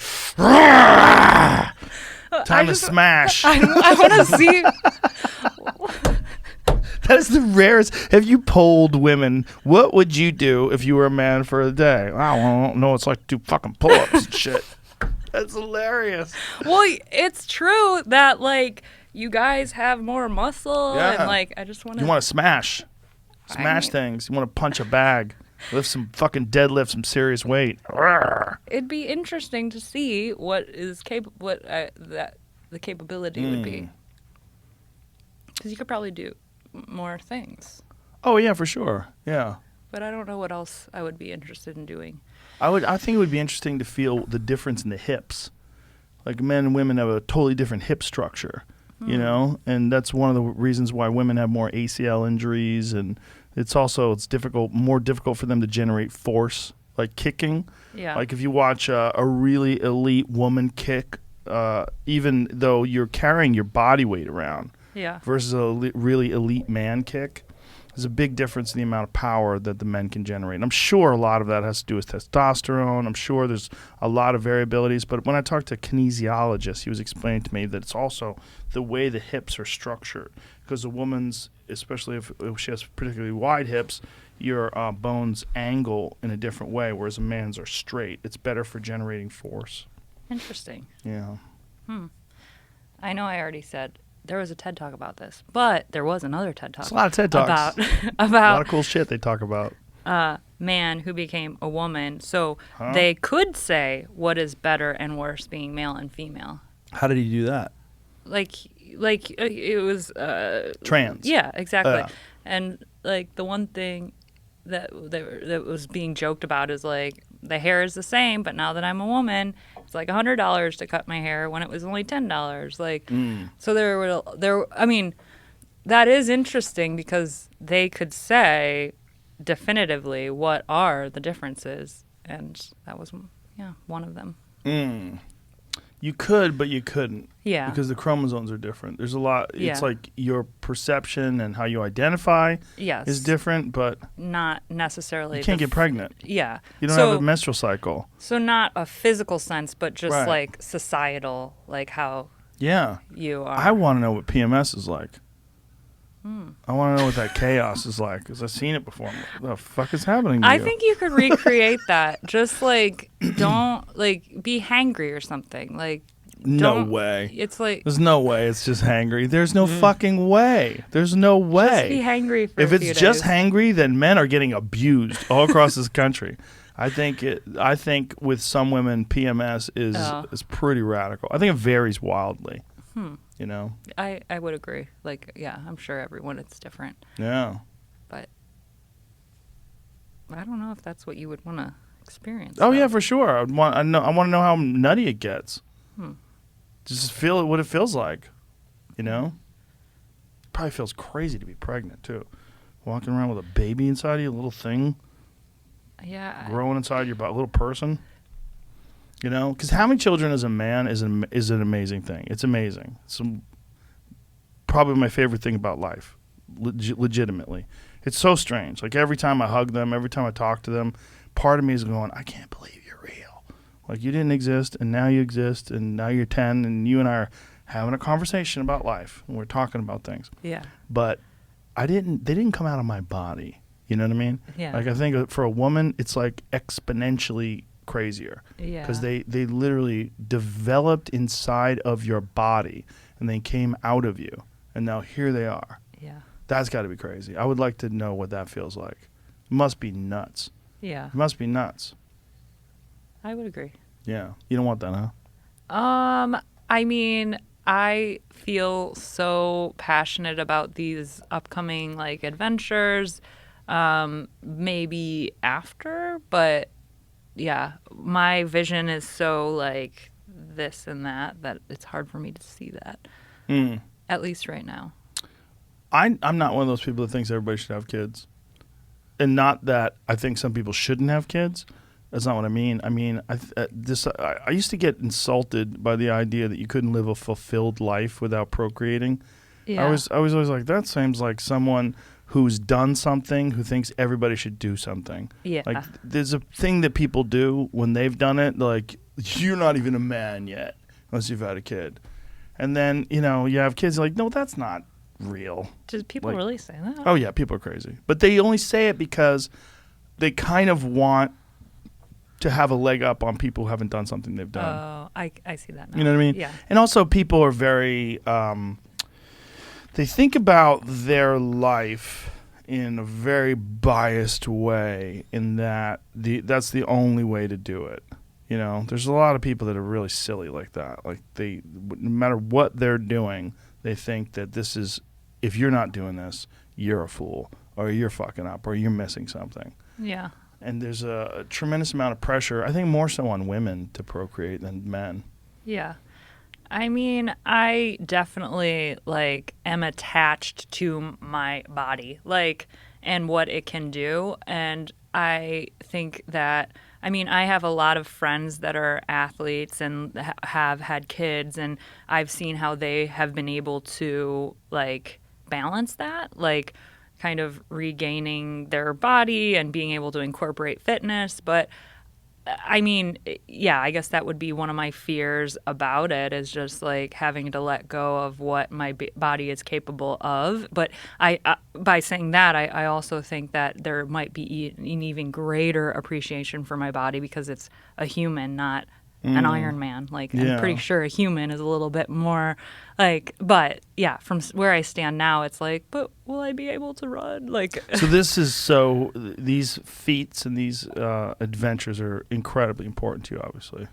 Yeah, right now I am very aware that things change, and I am very cause and charity, and that is also a huge focus for me, and but yeah, a big part of my identity is these challenges, and a big part of where I get joy and excitement is around my body's ability to do these things. But I have had injuries enough to know that I am more than just running or biking. Yeah. And do you have an idea when you want to stop? Or are you a lifer? I might be a lifer. Yeah? Yeah. I've been doing challenges for a decade now.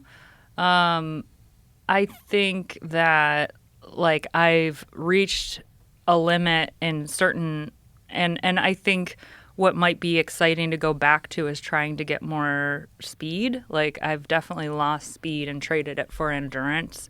And so after doing a few more, I think it would be fun to kind of develop what I've put off. Because training last year, I didn't do any speed work. It was all endurance. It was basically doing an ultramarathon every weekend and then recovering. And then that's all you really So is this speed a challenge that you haven't been addressing? Is that why it's itching at you?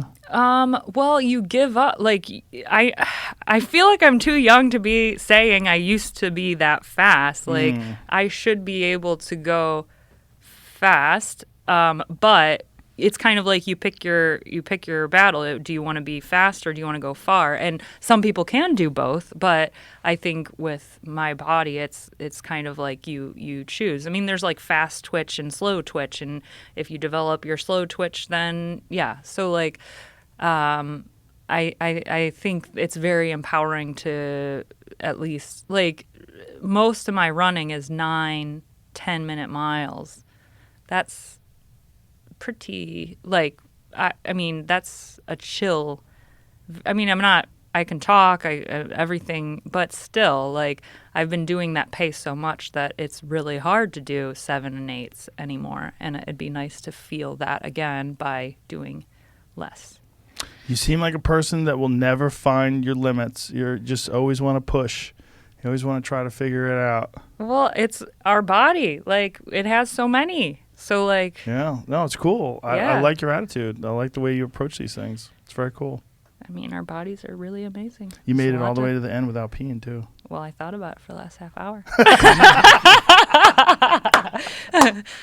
I'm sure you It's have. a challenge. Sometimes I can tell when people are kind of squirming a little bit and they got a look on their face. And they're like, maybe not yet. Hang in there. Hang in there. Could you tell? Yeah, a little bit. Yeah. No, not bad. Most people would never be able to tell. But I'm just assuming around 2 hours-ish, 2.5, you get this big jug of water. You're an athlete. I'm sure you drink a ton of water. I'm like, you got to be ready.